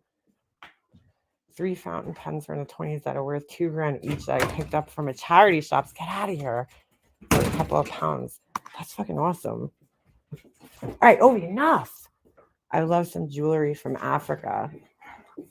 Yeah, they make nice stuff over there. I love the colorful, you know, stuff. Just like when I go down to Jamaica, oh my God, I spent so much money on like handmade bullshit, jewelry boxes and all sorts of shit. Cause I was just so like, the guy was sitting there carving these jewelry boxes out right in front of me. And I'm like, this is so fucking cool. I have like 3 or 4 jewelry boxes. I still have them from Jamaica. One of them is made out of bamboo. You know, the guy made the whole thing out of bamboo. And then another one's made out of wood. It's pretty cool. It's like this layered wood. And then where's the other one? I gave one to my mom, so I don't know where the other one is. I don't know if she still had it. I bought like 3 or 4 jewelry boxes and like a whole bunch of other fucking crazy things, wind chimes and shit. I went like nuts. You know, we went into this little you know, like they had like a flea market next to our hotel. And I went out there and I bought so much shit because like the guys are sitting in the flea market actually making the shit, you know, right there. And I'm like, this is so cool. I was like so excited by it. So I bought a ton of shit from there. I collect glass figures. Oh, like Swarovski crystal figures. My aunt used to collect those. Those could be worth some money too. Because they don't make that many of each one. They come out with special editions each year. And then, you know, I'm not much a speaker, but if I cover a few different categories that I have an interest in, I could do YouTube uploads. You should. People like that shit. You know, I like watching that kind of shit. Like, I don't know, collectibles and shit. I don't have many things. My mom was really into collectibles. Even when we were kids, she would always, you know, she worked at Kmart. So when certain toys would come out, she would buy them and then keep them in the package, you know. So one thing she regrets is that she had the Pee Wee Herman doll. We used to have that. She's like, I wish I kept that in the package because that would be worth money with the cherry and everything. And then Michael Jackson dolls. She had them, bought both of us Michael Jackson dolls. She's like, I wish I would have bought one and kept it in the package. Like Barbies, they're not. My cousin, when we were kids, my aunt used to buy my cousin the Barbie every year. You know, the like holiday Barbie. Those things aren't worth shit. They're worth nothing. So she spent all that money and held on to them and kept them in the boxes, and they're not worth anything. Holiday Barbies, from what I understand. But yeah, like my mom would buy Star Wars things all the time. She would buy tons of Star Wars things. My brother was like a huge Star Wars nerd, so he took all that shit. It's his, you know. So I'm sure he has a nice little collection of things that are worth money because she held on to like all his Star Wars shit, you know, from when he was a kid. And then she, you know, but in like the 90s, she started like buying toys just to keep them in packages and then put them up, you know. So I have like I Love Lucy dolls, Frank Sinatra dolls, like all sorts of special edition dolls that came out, toys and stuff that she held on to. We used to get all the Breyer horses. I don't know what that is. I never heard of those. My 2 favorite reseller channels to watch are the Crazy Lamp Lady and Laura Caldwell for left coast rivals. Oh, send me links. I have an ET poster. I just framed a ton of ET things still in the box. That is probably worth money. My uncle's wife stole all my holiday Barbies. Well, they're not worth anything anyway, so let her take them. I'm pretty sure, like, hold on, let's look. We'll look at vintage holiday Barbies. I'm pretty sure they're like not worth anything. There's a lot of things that people collect and think that they're going to be worth things and they're really not. Just like precious moments and Hummels. Everybody thinks they're worth money. They ain't worth shit. Like those little statues. The lady was explaining to us the other day at this vintage shop we went to. She was basically saying those, you know, those types of things, first of all, like when people are buying vintage housewares, it's because like they're classic and timeless, and like they could still be used in the house, you know, like those things look dated, like precious moments, you know, like you immediately, who's gonna like display those in their house? Nobody, you know. You find like an old like cool antique lamp though, you know, like a Tiffany lamp, like you could still display that in your house. I gave away my mom's Tiffany lamp. I probably shouldn't have, but I gave it to my cousin. So I was like kind of regretting it when I thought about it, but it was, I think it's a real Tiffany lamp.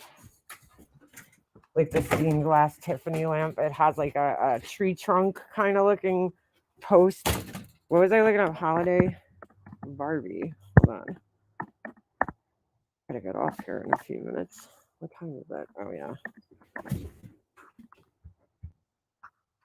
Let's see. Oh wait, I didn't want to look up 2023. I'm just seeing if they're worth anything. Vintage. I mean, I'm sure some of them are, because I can't see them being worth absolutely nothing.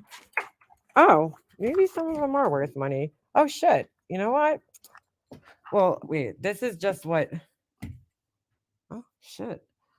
Years ago, I didn't think they were worth money, but 1997 rare holiday Barbie. Hold on a second. Present. Oh, I loved strawberry shortcake. That was my favorite. I had a little table, and oh, so cute. Oh, enough. Look at this. Hold on a second. Rare holiday Barbie. Now, again, this is what it's being listed for. I don't know if it's sold for this price. Hold on a second. No, I do not want to sign into eBay. Just looking. So $849. Already one in cart. What website is this? This is on Etsy. So, I mean, I don't know, you know, if it's going to sell for that amount, but I guess certain ones are worth money. I didn't think they were. You know what? The new Barbie movie might have driven up the price of Barbie stuff, because shit like that can happen. You know, you buy they come out with a movie and it could definitely affect the price of old toys and shit. Because I remember looking years ago when my mom was still around, and she's like, those things aren't worth nothing. Whoa, look at this one. Hold on a second. Fucking, are you kidding?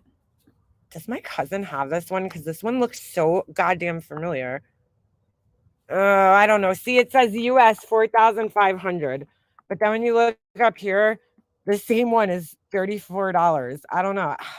Could you stop asking me to sign in? I don't even have an account under this, so I don't know why it's asking me to sign in. I don't know. You'd have to see what they sold for, because and could put this up on here as a $4,000 Barbie.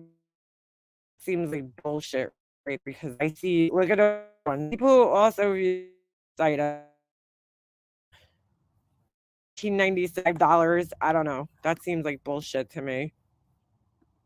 Let's see. Where I want to see completed shipping. Completed. Amazon, why the fuck is this thing on here?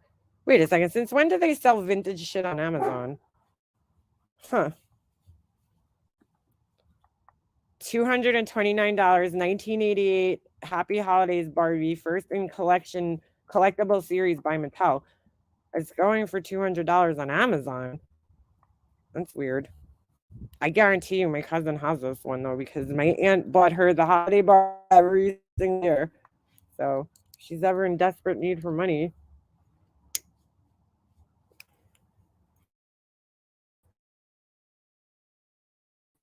You know what? I don't remember her name. I have to see. I might have a picture of her. I know that.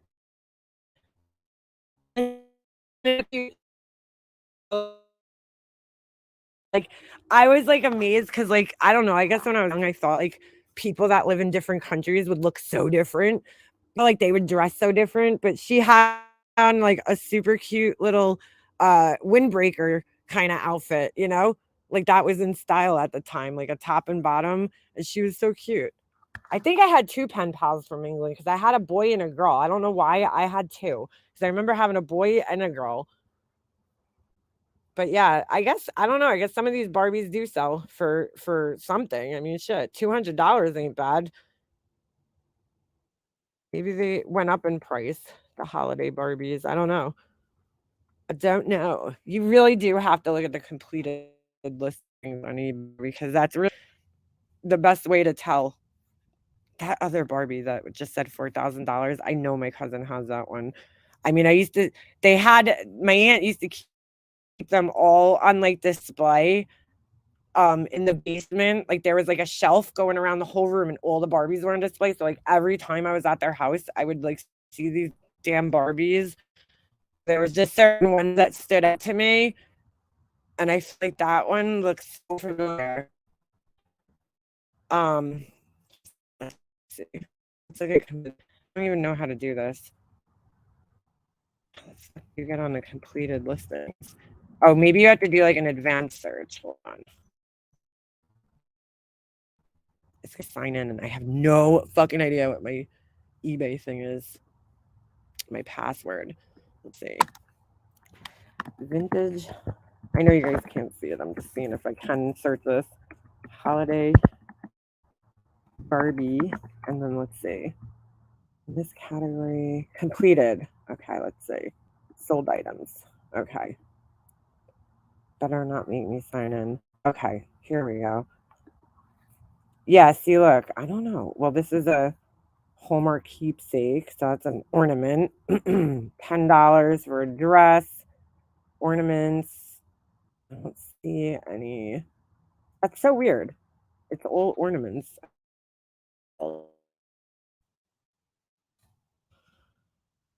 The ornaments aren't selling for all that much. But what about the actual dolls? All right, so there. 1990 special edition pink gown with starry sparkle, $32. That's not that. $32 and then $10 shipping. Oh my god. For Barbie, that's crazy. I don't even charge that much to ship cement items. Are you kidding me? Yeah, there's no real completed listings, which I find strange. I don't see any that sold for, more than like $50. Oh shit, I could sell my Barbie clothes. Look, $39, a huge Barbie lot. Dude, I still have my gem and the holograms. Remember that shit from the 80s? I still have my gem dolls and I have their clothes, but they're like fucking, oh my god, they're in like such bad condition. There's actually a guy that I found on here and he takes old Barbie dolls, right? And he like restyles them. Like he'll like melt the hair, like he puts it in like hot water. So like if the hair is all ratty and curly, like he'll like restore it back to like a nice thing. Like he curls it. He like puts it in hot water to like straighten it out, He'll like repaint the faces. It's pretty cool actually. I found another guy that makes dolls. He makes these dolls and he hand paints them all and it's like so intricate. Yeah, look, that's a Barbie we just saw. $10. That's a completed listing from 1996. So like that's worth nothing to me. So yeah, if somebody stole your Barbie, I think like the ones from like these, like the vintage, those things go funny. All right, this is from 2000, worth $40. 10 bids were on it. $5 sold. What year is this? They don't say. So these holiday Barbies ain't worth shit. $16. 1994 red and green Barbie. I don't know. I guess it would have to be like a special edition one that's worth anything. Because none of these seem like they're worth anything. Which is kind of sad. What's up about my chat? Oh, all right. That was weird. It was like half the chat. Yeah, that's not all that great. 24 years, 2001. How weird is it that like Millennium Barbies are worth more than like the 90s Barbies? What's up with that? $6. And these things cost money back then. Get out of there! Fucking dog. He dug the biggest hole. Stop it. There's got to be something. There's this one spot in my yard that we've filled it in and he has dug it 1,000,000 times and he keeps digging in the same spot. And it's like this huge hole. Get out. Get out. Out. Don't bark at me. Excuse me, sir. Get out. Get over here. Come here. Ovi. Come. Come on. Not listening. Not listening. Oh, now he is. Come here. Come here. See? I was calling him, yelling at him. As soon as I changed my voice, he came over to me. Come here. Oh, putty tat. You putty tats? Where the putty tats? Come here. Now he's not listening again. He thinks I'm playing. Nope, I'm not playing. $25. What a shame. Because these Barbies, they were like more expensive like than the regular Barbies, and they're worth nothing, which sucks. You know, they were pretty pricey. All right, a lot of $700. I mean, that's still like goddamn. Spend all those years collecting Barbies, and then for 26 bucks. Get out of there, Ovi! Oh my god, I'm gonna kill this dog.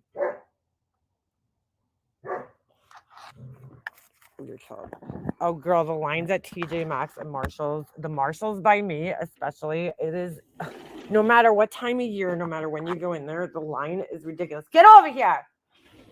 Kill this dog. Come on, stupid. Jump right on my couches after digging. Thank you. Oh my god, dude. I give up. Yeah, everything is made cheaply. It really is. That's why I appreciate all these people that restore things and go, you know what I'm saying? Because really nothing is made. Oh, no wonder why my phone didn't charge last night. I had only one side plugged in. Ugh. Anyway, all right, I'm going to end this because my little guy's getting off the bus in like 2 minutes. But as per usual, it was lovely talking to you guys. I probably won't be back. So I hope everybody has a very Merry Christmas and a Happy New Year too, because I probably won't be back until 2024. This might be my last live stream of 2023. So I probably won't see you guys again. If I can, I'll try to pop in, but I probably won't see you guys until the new year. So I'll be around in Discord and stuff, but I probably won't go live probably until the new year. If I have time tomorrow, maybe I could pop in, but I don't know. We'll see.